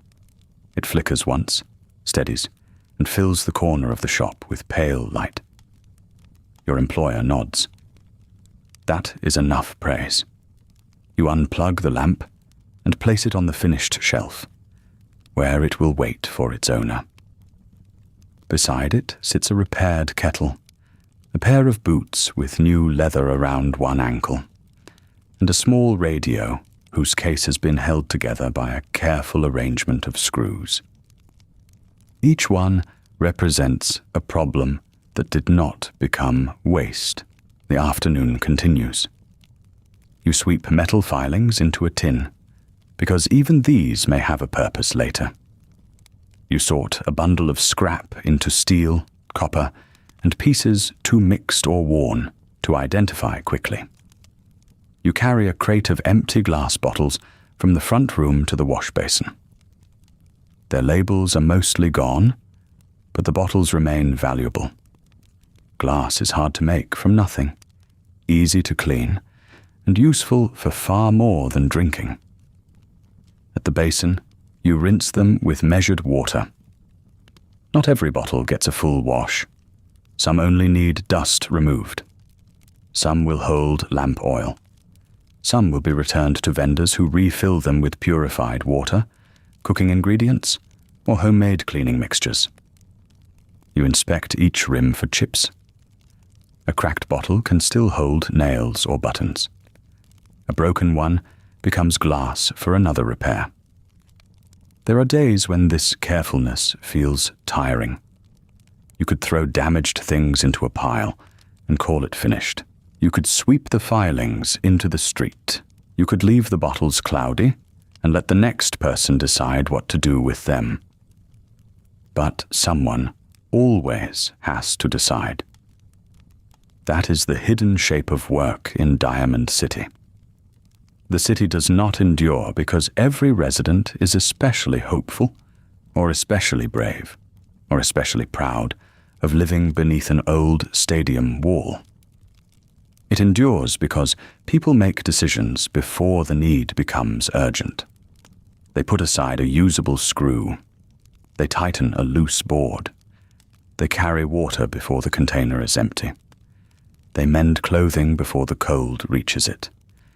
They remember which cable runs to which lamp. By late afternoon, the front of the shop has grown quieter. The heaviest market traffic has already passed through. Customers now arrive with smaller needs and less time to spare. A woman asks for thread. A guard wants a buckle replaced on a belt. A man with dust on his coat brings in a hand crank flashlight and waits while your employer tests it. You return to the repair bench and pick up a shared lantern from the building's stairwell. Its handle has loosened. If it comes off in somebody's hand after dark, the lantern may fall. The glass may break. The flame may go out. None of this has happened yet. That is why there is time to fix it properly. You remove the handle, find the worn pin, and replace it with one taken from a tin of near-matching pieces. The fit is not exact, so you file the edge down in slow strokes. Metal dust gathers on the cloth. The sound is small and regular. File, turn, check. File, turn, check. Beyond the shop, Diamond City speaks in its afternoon voice. A vendor calls goodbye to a customer. A cart rattles toward the gate. Somewhere in the stands, a door shuts. The old ballpark holds all of it, concrete carrying the noise upward and back again. When the pin finally fits, you secure the handle and lift the lantern by it. It holds. You give it one gentle movement, no more than needed. Still holding, you set the lantern aside for the building worker to collect before evening. It is not new. It is not elegant. Tomorrow, it will hang in the stairwell and do its modest job. Someone will climb past it with a bucket, a parcel, a tired child, a tray of food, or a pocketful of caps. They may never think about the pin inside the handle. That is fine. A repair does not need an audience to be real. The light through the storefront has become warmer now, slipping across the floorboards toward the back wall. Your hands smell faintly of metal, dust, and old tape. There is more sorting to do before closing, and more items waiting for judgment. But for the moment, one lamp is ready. One lantern is safe to carry. A small part of the city will work tonight because you spent the afternoon making sure it could. The repaired lantern remains on the counter for a little while, its glass catching the last clean angle of afternoon light. Then the building worker returns, tests the handle with a practical tug, and gives a short nod. No speech is needed. The lantern is lifted, carried out, and absorbed into the movement of the street. You wipe the metal dust from the workbench. The cloth comes away grey. A few loose pins go back into their tin. The file returns to its place beside the screwdriver, the pliers, and a narrow roll of wire that has been patched together from shorter lengths so many times that it looks almost braided. The shop owner is already making the first closing decisions. Not closing yet. There are still customers, still enough daylight to sell a repaired kettle, a spool of cloth, or a box of nails. But the things near the front are being arranged with night in mind. Small items go behind the counter. More valuable pieces are moved farther from the door. A crate is turned on its side to block the lower gap beneath a loose shutter. You are sent out with a folded inventory note and a request for a bundle of lamp wicks from a cellar near the center of town. Outside, the air has changed. The heat of the day has begun to leave the concrete, though it lingers in the market lanes where sunlight has sat for hours. Shadows stretch across old pavement and patched wooden walkways. The green wall above the stadium remains bright for a few more minutes, catching the sun long after the streets below have turned amber. At this hour, Diamond City begins telling itself what it is. The market is still busy, but its noise has softened. People no longer hurry toward the next purchase with the same morning purpose. They stop to talk. They compare news. They lean against railings and look up toward the stands where homes are built into the old structure, one room above another, all of them fitted into spaces once meant for spectators. A city needs a story about itself. It needs a reason for people to bring goods through its gate instead of taking them somewhere else. It needs a reason for a traveler to believe that a room can be rented here, that a repair can be found here, that someone will know the price of a tool, the route of a caravan, or the name of a person who can mend a broken water line. Diamond City has a very good story. It calls itself the Great City of the Commonwealth. It has a wall. It has guards. It has merchants with permanent stalls instead of blankets spread on the ground. It has doctors, cooks, mechanics, barbers, laborers, traders, and people whose work is difficult to name but easy to notice when it is missing. It has lights in the evening and a gate that shuts with purpose. Most of all, it has lasted. That matters more than nearly anything else. A settlement can put up fences and call itself a town for a season. It can gather a dozen families around a water pump and make promises about the future. Diamond City has a market with habits. It has rent. It has regular deliveries. It has people who complain about the same neighbors year after year. It has old arguments, old jokes, and old repairs layered over newer ones. These are the signs of a place that expects to see tomorrow. You pass beneath a hanging sign made from faded painted boards and salvaged metal. The original lettering beneath the newer paint is almost gone. A few curved shapes remain, remnants of the stadium's former life. Before the war, this was a place where crowds came to watch a game. They bought food from stands, found their seats, argued about teams, and watched people run across a field that had been cut and watered for no reason beyond entertainment.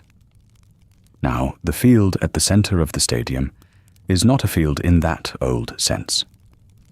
It is part garden, part common ground, part proof that people can take a place built for one purpose and force it to serve another. The open space gives Diamond City air and room. It gives the city a center. From the higher walkways, you can look down and see paths worn into the dirt, little fences, work areas, and residents crossing from one section of the city to another, with baskets, brooms, tools, or bundles tucked under an arm. The old ballpark is useful because it was already enormous, already built from strong materials, already surrounded by walls high enough to matter. But it is not simply preserved. Almost nothing in Diamond City is preserved. The concrete remains, though it has cracks and stains. The stands remain, though rooms have been cut into their spaces and stairwells altered to suit new feet and new needs. The old wiring remains in places, though no one trusts it without testing it. The signs remain, but they point toward businesses that no longer exist, or they have been painted over until only their shapes survive. The city is made from reuse. A metal railing becomes a frame for drying cloth. A section of seating becomes a shelf. An old maintenance closet becomes a storage room. A broken scoreboard panel provides a piece of weatherproof backing for a roof. Glass from one window becomes a patch for another. A stadium passage that once carried crowds toward their seats becomes a lane where residents carry water, food, and salvage. That is how most useful things survive in the Commonwealth. Not by remaining untouched, but by becoming something else before they can fall apart. You reach the public center of the market, where the streets widen slightly, and the afternoon crowd gathers around the businesses that draw the most steady traffic. Here, Diamond City looks almost organized enough to make a newcomer forget how much work holds it together. A guard moves slowly along one edge of the lane, not stopping anyone, simply making it known that the city is watched. A woman with a handcart pauses beside a notice board. Two workers stand beneath an awning and discuss a missing shipment in low voices. A child runs past, with a wrapped parcel held tightly against their chest, then slows before turning a corner, remembering at the last moment that someone has probably told them not to run near the market stalls. Near the board, a fresh copy of the city newspaper has been pinned beneath a flat stone. The paper is printed on rough sheets, its edges uneven. The ink is dark enough to read if you stand close. People stop in front of it throughout the day, though few linger for long. Some read every line. Some only scan the larger words. Some pretend not to care, then return when no one is looking. The newspaper is part of Diamond City's story about itself. A place with a newspaper is saying that events matter beyond the moment they happen. It is saying that news can be gathered, set down, copied, and argued over. It is saying that people may disagree about what the city is doing, what its leaders are doing, and what might happen next. That is not the same as saying everyone has equal power. It is not the same as saying every complaint reaches the mayor's office, or that every resident can afford to spend time reading a paper when there is work waiting. But even the existence of a public page changes the shape of a settlement. It gives rumors a rival. It gives officials something to answer, even when they would rather not. The Diamond City Press is loud by Commonwealth standards.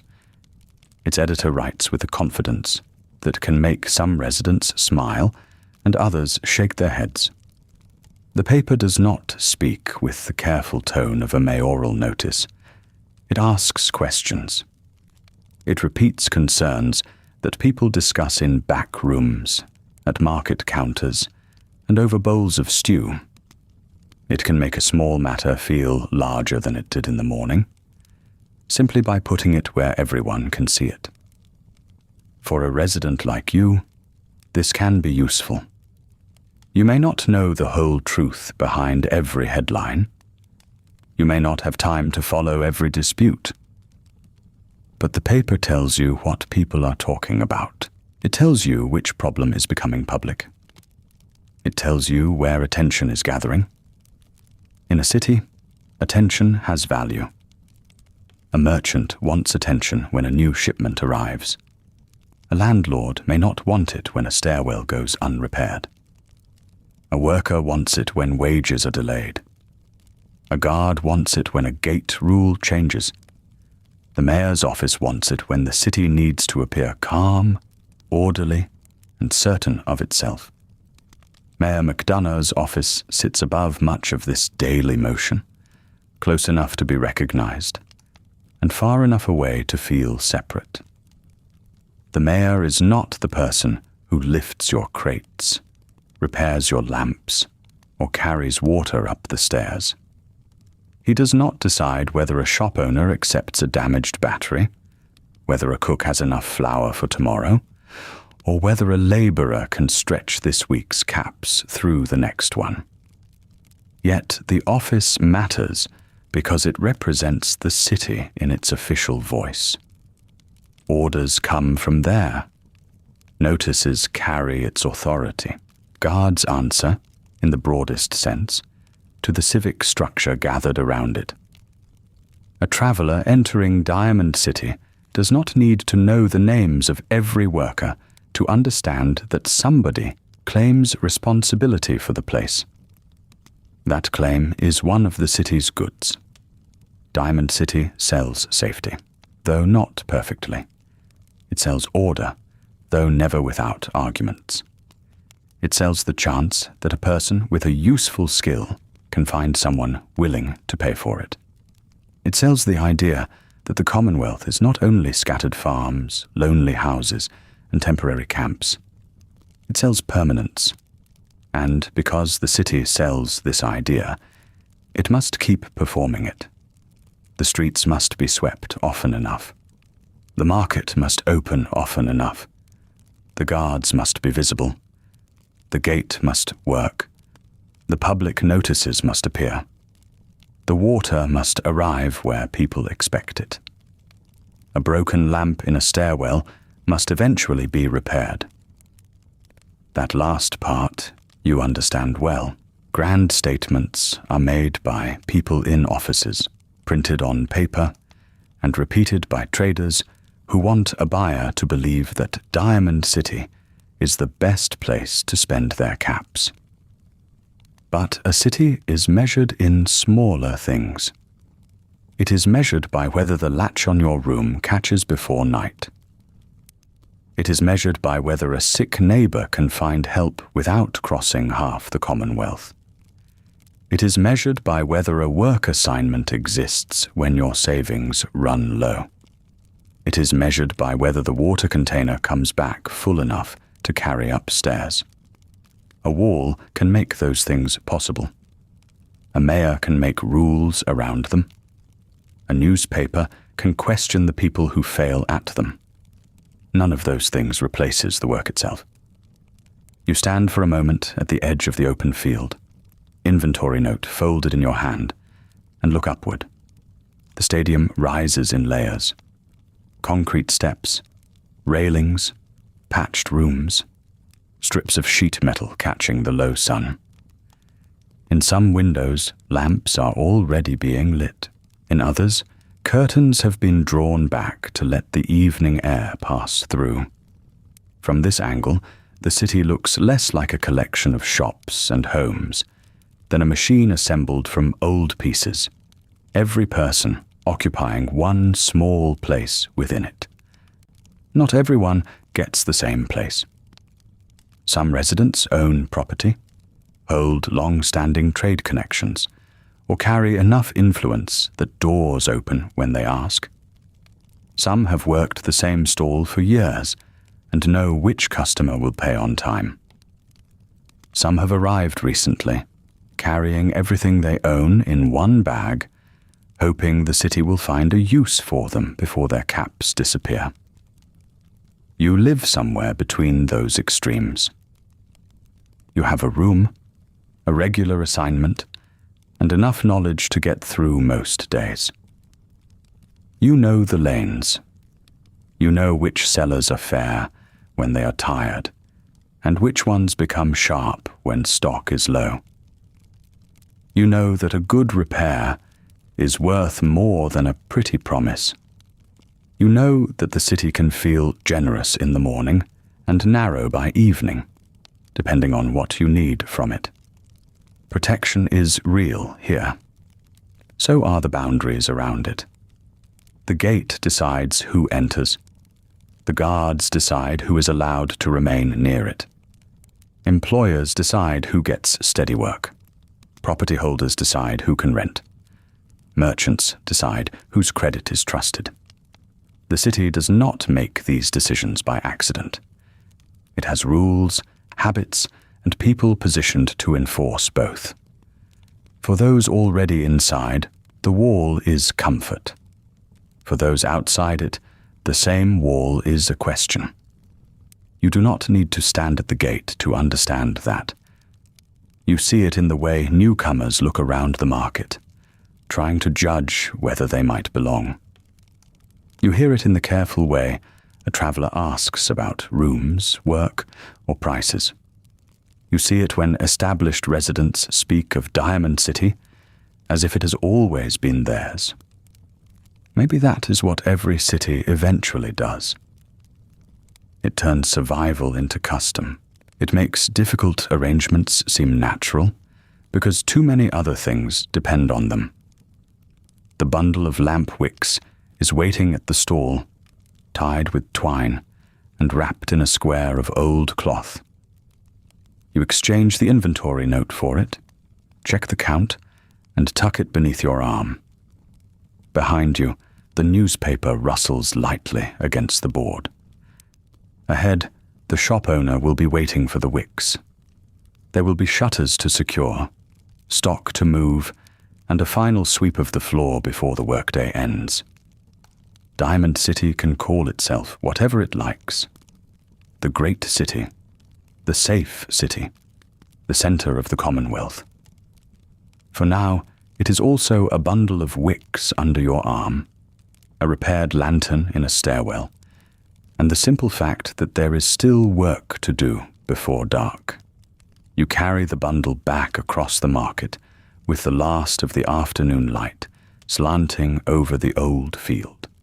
At this hour, Diamond City changes its pace without ever becoming still. The day's broad crowd has begun to thin. Travelers who entered through the gate in the morning have either found a room, found a buyer, or decided what they can carry onward tomorrow. The people who live here are turning their attention from selling to keeping. A vendor folds cloth over a rack of clothing. Another lifts glass bottles from a counter and lowers them into a crate lined with old newspaper. A stack of tins disappears behind a shutter. The sound of caps being counted comes from several directions at once. Small metal clicks, pauses, another click. The quiet arithmetic of people deciding what the day was worth. At the shop, the owner takes the lamp wicks from you and loosens the twine with careful fingers. There is no need to count every bundle twice. You counted them at the market, and the owner trusts that you did. Still, the owner checks the first wrapping, then the last, because trust in Diamond City is not the same thing as carelessness. The wicks go into a drawer beneath the counter. The drawer already holds spare fuses, 2 packets of screws sorted by size, a handful of bent nails that can still be straightened, and a small coil of copper wire. Nothing in the city is merely old. An object becomes useless only when no one can imagine another purpose for it. You help bring in what remains outside. A wooden sign comes down from its hook. A crate of bottles is moved away from the front window. The repaired lantern is lifted from the stairwell and set beside the counter, where its glow reaches the shelves without wasting too much fuel. The owner gives you a cloth to wipe the dust from the display case. The glass is scratched and clouded at the corners, but it still lets customers see what they are considering. That matters. A person is more willing to spend caps when they can hold the object in their gaze for a moment before asking to touch it. By the time the floor has been swept, there is a small grey line of dust gathered beside the door. You tip it into a bin with bits of string and broken packing material. Tomorrow, someone will carry the bin away. Someone else may sift through it. Even dust has a place in a settlement that has learned not to throw away anything until it has been examined. Then comes the part of the day that feels shorter than it should. The owner opens a lockbox kept beneath the counter and takes out a modest stack of caps. Not a great pile. Nothing that would make a person careless. Enough for the work you have done. Enough to remind you that the shift has ended. And enough to begin dividing before the metal has even warmed in your palm. You count them once. Rent comes first. It always does. Your room is small, but it has a door that closes, a roof that does not leak unless the rain comes hard from the wrong direction, and a place for your things that no one else can claim while you are at work. In Diamond City, that is not a small advantage. A room means you can keep a spare shirt dry. It means you can leave a cup, a blanket, a tool, a few wrapped caps, and expect to find them again.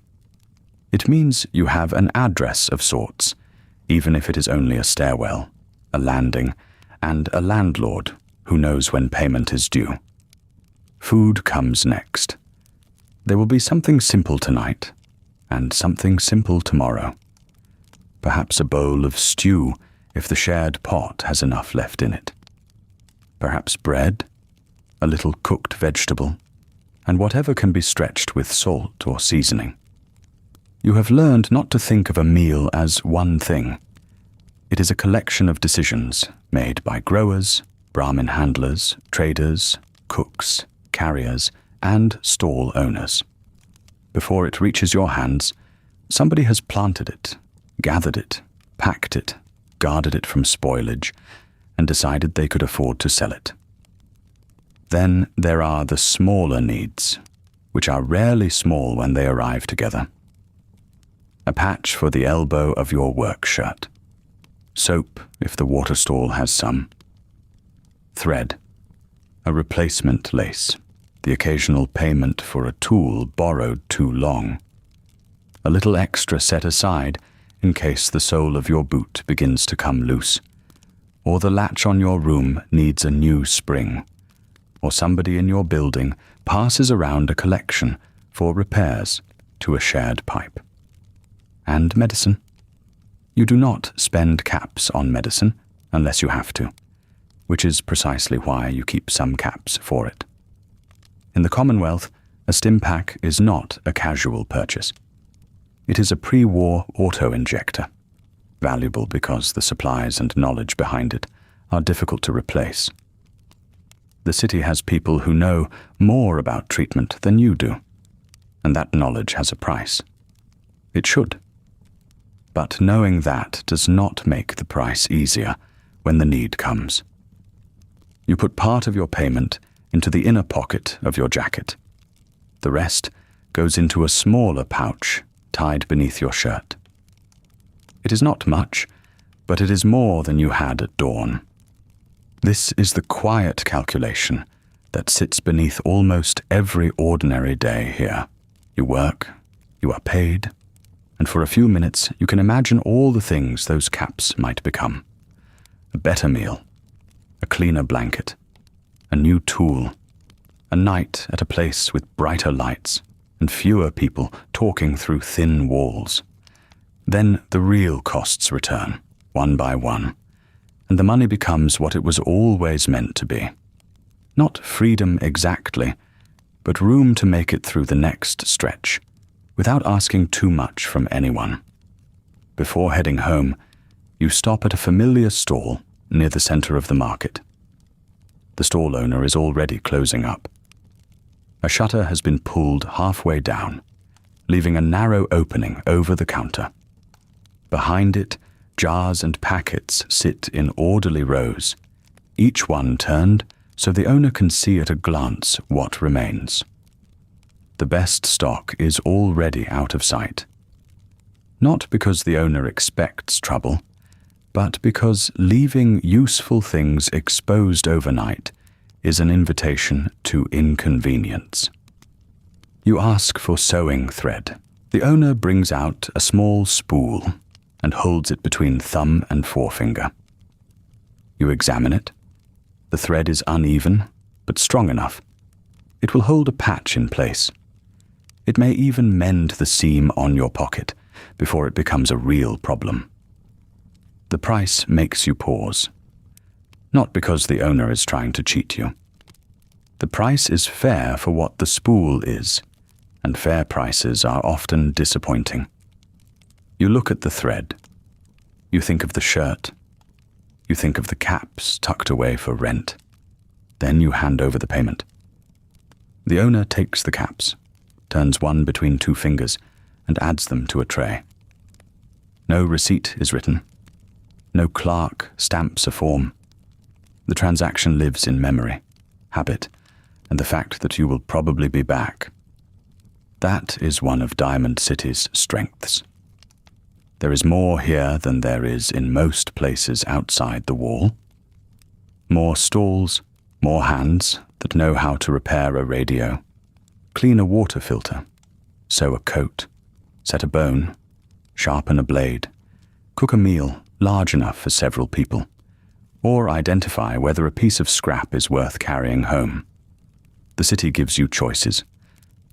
But abundance is relative. The shelves are not full because the city has solved scarcity. They are full because someone has decided which things to bring in first. A stall with 5 kinds of preserved food may look rich to a person who has spent weeks eating whatever could be found close to home. To the owner, those same 5 kinds of food are a narrow margin between a good month and an empty shelf. There is enough in Diamond City to make waste look foolish. A cracked bottle may become a container for nails. A bent spoon may be straightened. A coat with a torn sleeve may become patches for another coat. Food is bought with an eye on how long it will keep. Water is carried with care. Lamps are turned down when a room is empty. The city has lights, but light is still something people account for. As the market closes, this discipline becomes visible everywhere. A cook lifts a pot from a stove and covers it with a lid. A merchant ties a canvas sheet over a rack of goods. Someone carries a basket of bruised vegetables away from a stall, not to discard them, but to cut around the soft parts before supper. A worker gathers loose boards from beside a repair site and stacks them under an awning for tomorrow. The streets belong less to customers now. Residents begin to move through them with their own errands. A person carries a bucket up toward the stands. 2 neighbors stop beside a doorway to discuss a broken hinge. Someone calls from an upper level, asking whether a package made it in from the gate. The answer comes back that it did, but not all of it, and there will be another delivery in a few days if the trader keeps to schedule. Diamond City has its own layers of standing, and they are not hidden. There are people whose names carry weight at the market. People who own stalls, rooms, workshops, or enough stock to wait out a bad week. They have regular suppliers. They have customers who return without bargaining too hard. When they ask for a favor, others listen, because they may have work to offer later. There are property holders who do not need to raise their voices to make a point. They have keys.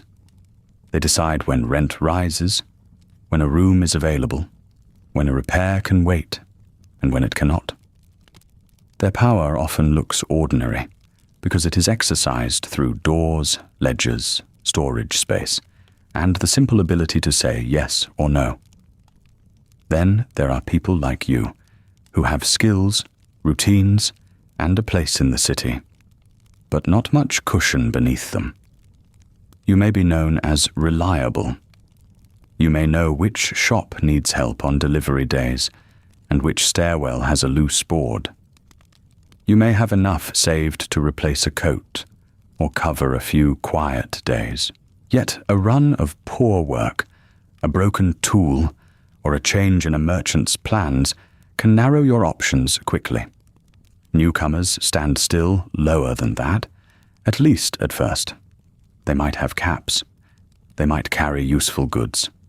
They might even speak with confidence. But Diamond City measures more than money. It measures familiarity. Who has vouched for you? Who has seen you keep an agreement? Who knows where you sleep? Who will notice if you vanish before settling a debt? Caps can open a conversation. They cannot always buy a place in the conversation. This is not unique to Diamond City. Any settlement that survives long enough develops its own map of trust. The difference here is that the map has had time to grow dense. There are old arrangements behind the market stalls, old favors behind the rented rooms, old grudges that never quite become arguments because everyone has learned how close together they live. You have learned some of those arrangements yourself. You know which vendor will hold an item until tomorrow if you ask politely. You know which landlord expects payment before breakfast, and which one will accept it after a shift. You know that a good word from the right worker can lead to steady hauling, cleaning, sorting, or repair work. You know that being late once is noticed, but being useful twice may be remembered longer. That kind of knowledge is a form of wealth. It cannot be counted in a pouch. It cannot be stacked on a counter. Yet it is often what keeps a person from having to leave the city when their caps run low. The market shutters are nearly all closed now. The wide avenues of the old stadium have narrowed into lanes of lamplight, stacked crates, and voices carrying from open windows. Above, the seating levels rise in uneven rings, crowded with rooms built into what was once a place for spectators. Long before the Commonwealth knew Diamond City, people came to this field to watch a game. They sat in painted seats, bought food from vendors, complained about prices, and went home afterward to houses with working pipes and lights that answered a switch. The concrete remains. The high walls remain. The shape of the field remains. Everything else has been given another job. You turn toward your room with a spool of thread in one pocket and your remaining caps tucked close beneath your shirt. Behind you, the last merchant pulls a shutter down and secures it with a lock. The sound is not dramatic.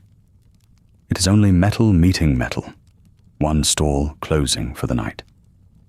But across Diamond City, one lock after another clicks into place, and the market slowly becomes a neighborhood again. Your own lane lies beyond the market, where the old stadium's broad curves have been divided into narrower passages by walls, porches, patched awnings, and stairways made from whatever could be carried up and made to hold. At this hour, the city changes its pace. During the day, every path has a purpose that can be named. A person is taking stock to a stall, bringing a message to a guard, looking for a doctor, delivering a crate, buying a meal before the good pot is empty. The crowd moves with the market's need. Even people with nowhere urgent to be tend to stand as though they do. Now the work-day loosens its grip. A woman sits on a doorstep with a basin between her boots, rubbing dust from a shirt sleeve before tomorrow. Two residents lean over a railing above you, discussing the condition of a roof seam in low, practical voices. Somewhere behind a partition, a hand pump gives its familiar, measured squeak. A child is called indoors, answers that they are coming, and takes long enough that the call has to be made again. Light gathers in small squares rather than across the whole city. A lamp burns over a doorway. Another hangs outside a food stall that has become, for the evening, a place where neighbors collect bowls and talk. A strip of pale electric light slips beneath a workshop door, where someone has decided that the day's repair cannot wait until morning. You pass the smell of onions cooking down in a heavy pot, then the sharper scent of hot metal from a brazier. There is yeast somewhere too, a warm bread smell that seems almost too ordinary for the Commonwealth. It makes you slow down for a moment before you remember that you already have food waiting upstairs. Not much. A heel of bread, some stew left from yesterday, and enough clean water to see you through the night and the first part of tomorrow. That is sufficient. Inside the wall, sufficiency has its own comfort. It means the roof above you is staying in place. It means your lock still turns. It means that, for one more evening, you do not have to make every decision with the road in mind. Your room is on the second level of a converted seating section.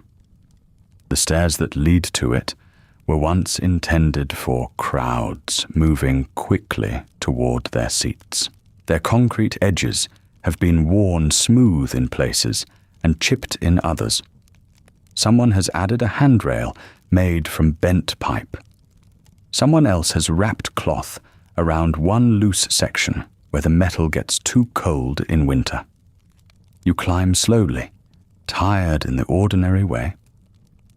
Your shoulders remember the crates you moved.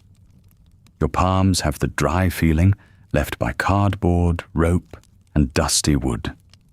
The spool of thread presses lightly in your pocket. A small purchase that will make several repairs possible if you do not waste it. At the landing, a neighbor has left a bucket beside their door. It is covered with a scrap of clean cloth to keep dust out. Another has arranged 3 empty bottles in a row beneath a narrow window, catching the last of the daylight. Nobody has much room, but people make a little order where they can.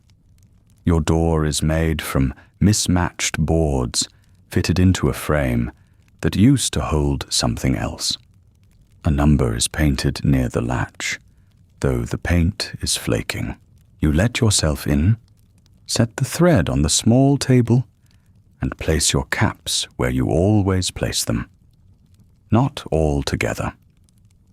A few go into the jar beneath the bed frame, hidden behind a folded rag. A few remain in the pocket of your work clothes. Enough for a quick purchase tomorrow, without showing anyone what you have saved. The rest you count once, quietly, then you stop. Counting them again will not make the pile larger. It will only make you think about all the uses already waiting for it. Rent, food, the worn sole on your right boot. A replacement needle if the one you have bends. A visit to the doctor if the cough that comes and goes with the cold weather decides to stay. A little set aside for the kind of week when work is thin, and every stall owner suddenly has a cousin who can haul boxes for less. Caps are useful because everyone understands what they can do. They are also tiring because everyone understands what they cannot do.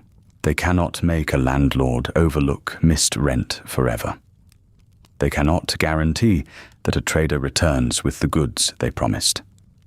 They cannot turn a person who arrived yesterday into somebody the city recognizes. That recognition takes time. Diamond City has room for newcomers, in the practical sense. The gates open often enough.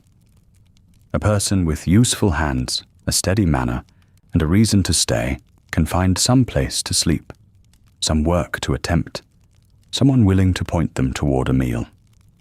But belonging is another matter. Belonging is the stall owner who lets you carry a delivery without checking every item afterward. It is the neighbor who knocks on your door when a water line is acting strangely. It is the guard at the gate who sees you coming back from an errand and does not need to ask where you have been. It is knowing which corners flood after a hard rain, which repair worker can be trusted with a lamp, and which public notice matters because it will change the next week's work. The merchants who have held their places for years possess that kind of standing. So do property holders, skilled technicians, doctors, established guards, and people with family ties reaching through several levels of the old stadium. Their caps matter, certainly. A well-stocked shop and a secure room are easier to maintain with money. But a person can have caps and still be treated as temporary. In a city built from trade, trust is another currency. It moves slowly. It is difficult to earn. Once spent carelessly, it does not return quickly. You have learned to protect yours in small ways. You show up when you say you will. You return borrowed tools clean. You do not promise more than you can carry. You remember which worker prefers payment at the end of the day, and which one needs it at midday to buy supplies. None of this makes you important. It makes you legible. And in Diamond City, being legible to the people around you can be the difference between a closed door and a chance to work. You change out of your dusty clothes and fold them over the back of a chair. The cloth at one elbow is thinning. Tomorrow, with the thread you bought, you will reinforce it from the inside. The patch will not match, but matching is a luxury that has little value here. Down the hall, a door opens. A neighbor asks whether anyone has seen a small wrench. Another voice answers that it was borrowed for the roof work and will be back by morning. There is no anger in the exchange, only the careful accounting that comes from sharing tight spaces and limited equipment. You take your bowl downstairs to the cooking area, where a few residents have gathered around a long table assembled from old boards and sawhorses. The meal is plain stew, thicker than yesterday's and warmer than you expected.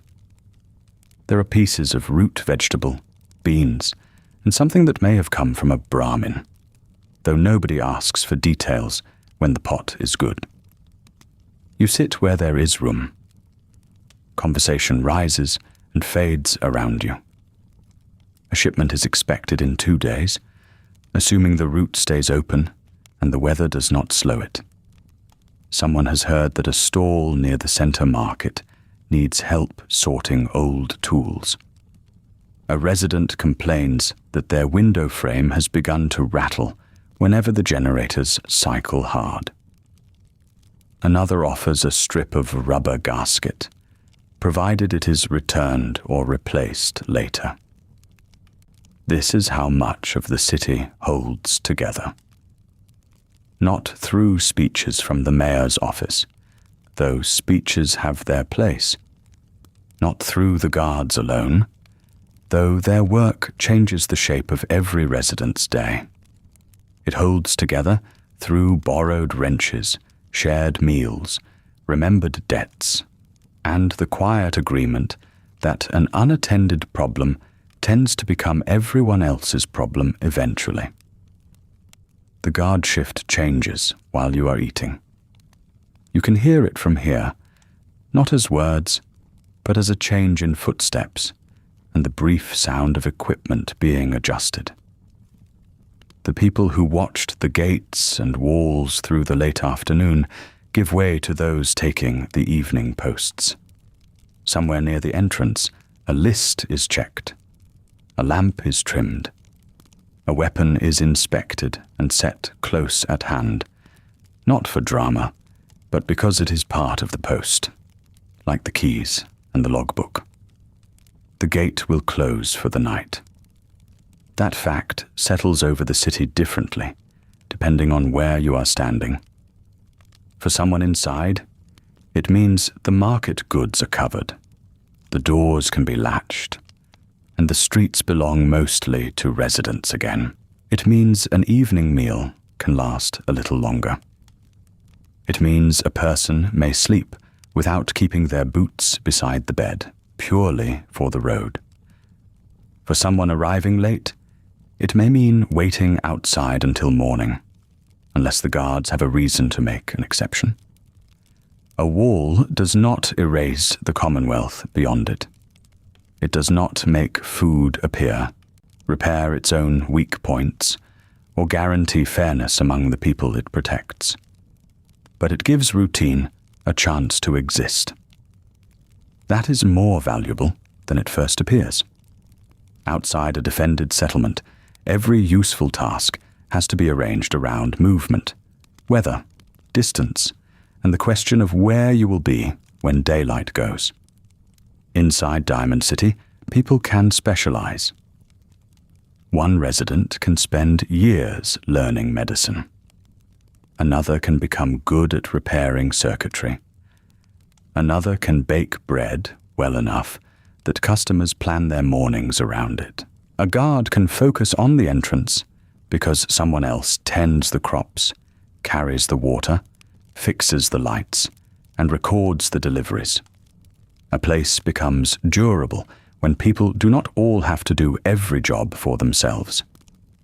Diamond City has endured because it gathers those jobs behind one wall.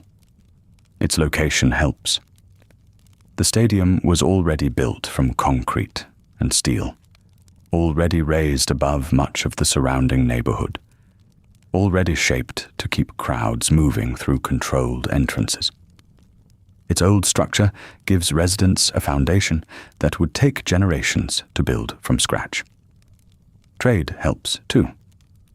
Travelers know that the market can offer more than a single settlement usually can.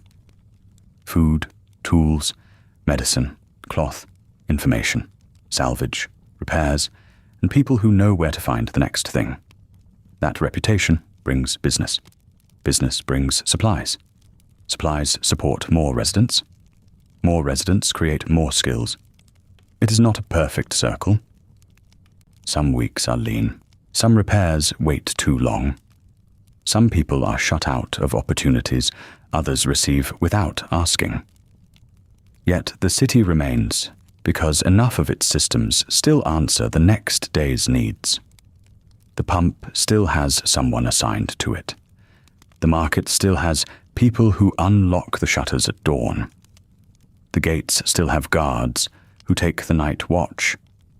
When your bowl is empty, you rinse it with only a little water and wipe it dry.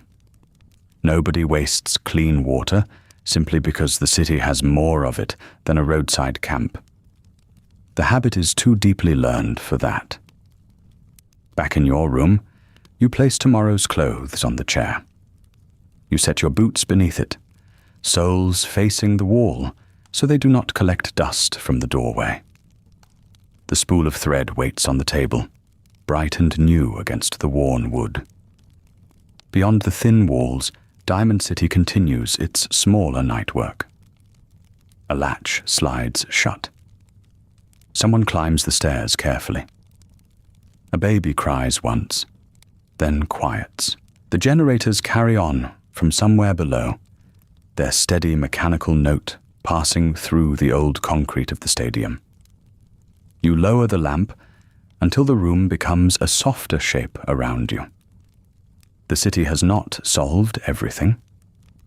Its order is uneven.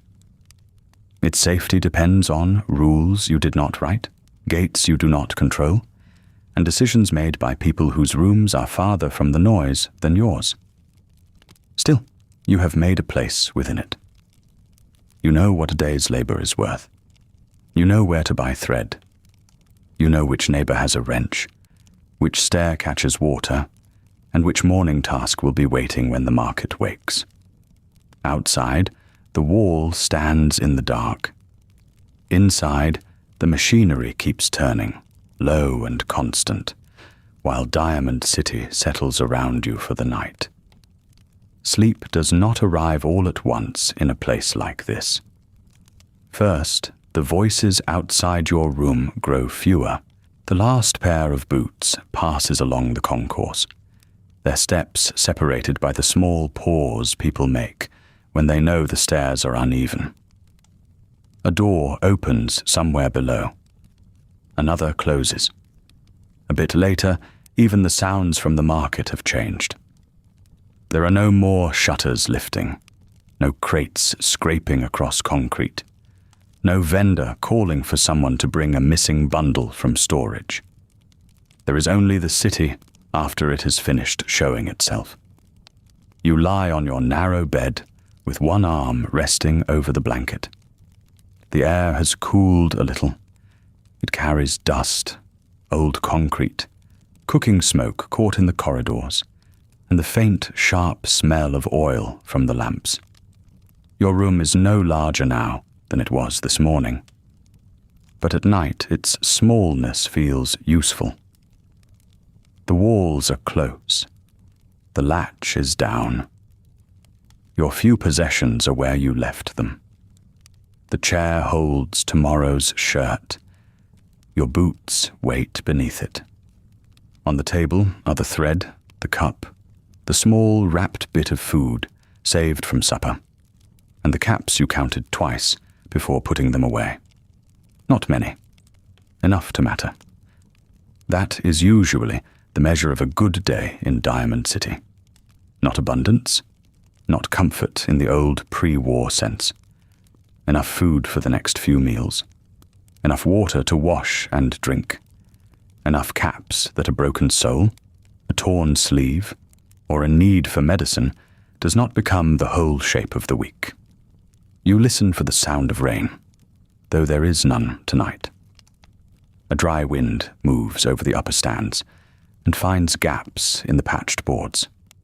It makes a low note there, then passes on. Farther away, a generator settles into a deeper rhythm as the evening demand changes.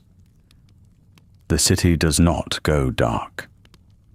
It simply uses less. Somewhere near the gate, the night shift has taken over. You cannot see them from here, but you know the routine. One guard comes off the day post, stiff in the shoulders, hungry, and ready to hand over whatever small facts have gathered at the entrance. A familiar trader expected tomorrow. A cart wheel that needs looking at before morning. A traveller turned away because the gate cannot take every stranger after the light has gone. A loose hinge, a complaint, a rumour brought in from the road. Then the next guard takes the place by the wall. For most residents, that exchange is easy to overlook. You hear the gate machinery once, perhaps. You notice a lantern moving across a high walkway. Then you return to your own concerns. But the city rests on such exchanges. It rests on people arriving when their shift begins, even when they would rather stay in bed. It rests on someone remembering where the spare lamp oil is kept. It rests on a worker noticing that a lock has begun to stick before it fails completely. A wall is only concrete, metal, old advertisements, repaired seams, and whatever else can be made to stand upright. It becomes protection because people give it hours of their lives. This is one of the things Diamond City asks of you without ever putting it in a grand speech. Everyone here learns, sooner or later, that safety is work performed by somebody. The guard at the gate does it in uniform. The person repairing a roof does it with a hammer and scavenged sheet metal. The vendor who keeps food covered and clean does it in a quieter way. The worker who hauls water without spilling it. The resident who tells a neighbor that the stair rail has loosened. The person who pays attention. During the day, the city can make these things look ordinary. The market is busy. The lights are on. The field is green enough to make people pause and stare at it when they first arrive. You can buy a bowl of something hot, hear news from another part of the Commonwealth, find a part for a radio, a tool, a lamp, or a coat. There are doctors. There are shops with signs. There is a newspaper. There are people who have lived in the same rooms long enough to complain about their landlords, their neighbours, their rent, and the way the city used to be. That is a rare kind of complaint. It belongs to a place expected to continue. But it is not the whole truth. The wall cannot make water appear. It cannot turn a poor harvest into a good one. It cannot give every resident a steady wage, or spare parts, or a room with a dry ceiling. It cannot make a newcomer into a neighbor simply because they have passed through the gate. It cannot remove the distance between the people who own stalls and rooms and supplies, and the people who carry those supplies from one place to another. Inside Diamond City, Status has many forms. Caps are one of them, of course. A person with savings can buy a little time when work is thin. They can replace a tool instead of borrowing one. They can pay for a repair before a small problem becomes a large one. A merchant with a good location in the market has more than a person with a rented room and a weekly assignment. Someone who owns property in the city has something sturdier than a pocketful of currency. They have a claim on space behind the wall. But caps do not explain everything. A person who has been here for years has a network. They know who will extend a little credit after a bad week. They know which seller offers fair weights, which doctor has patience, which guard listens, and which worker can mend a generator without charging a merchant's price. Their name is known, even if only in the modest way that matters most. Someone sees them at the market and says they are reliable. Someone else remembers that they returned a borrowed tool. A third person knows they showed up for work during a hard stretch.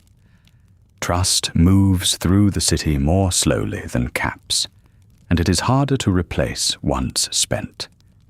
You have some of it yourself.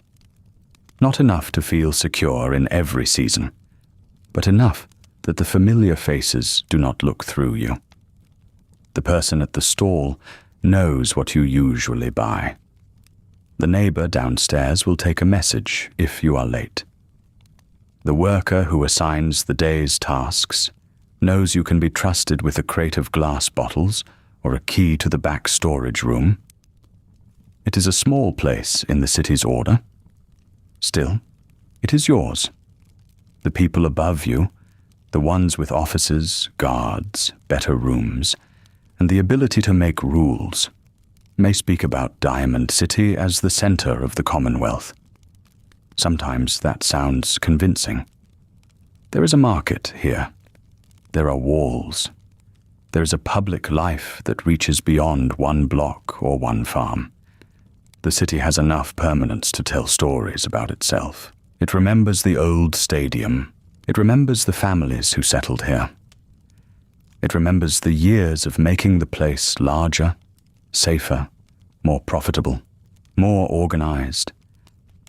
Its paper carries accounts of public events, reports from beyond the wall, and arguments about what the city should be. A settlement needs such stories. Traders want to believe that a place will honor an agreement next month. Workers want to believe there will still be work after winter. New arrivals want to believe the gate is the beginning of a life, rather than a brief pause in a journey. Reputation brings business. Business brings supplies. Supplies help the city endure. Yet public stories always leave something out. They leave out the person who rises early to clear a blocked drain. They leave out the laborer, whose hands ache from sorting rusted metal all afternoon. They leave out the tenant who measures a meal against the price of new laces. They leave out the quiet calculations made at every stall by people who cannot afford to buy the wrong thing. The city knows these people in one sense. It needs them. It counts them when it collects rent, assigns work, or decides how much food is needed at market. But a city is not the same as its residents. It has its own habits. It protects what keeps it functioning. It gives more attention to the gate than to the person carrying a bucket up 3 flights of stairs. That does not mean the wall is worthless. It means the wall has limits. It can hold back the open road. It can give you a night in which you are allowed to lower the lamp and sleep. It can gather skills close enough together that a broken wire, a sick Brahmin, a cracked pipe, or a failed lock has someone nearby who understands the problem.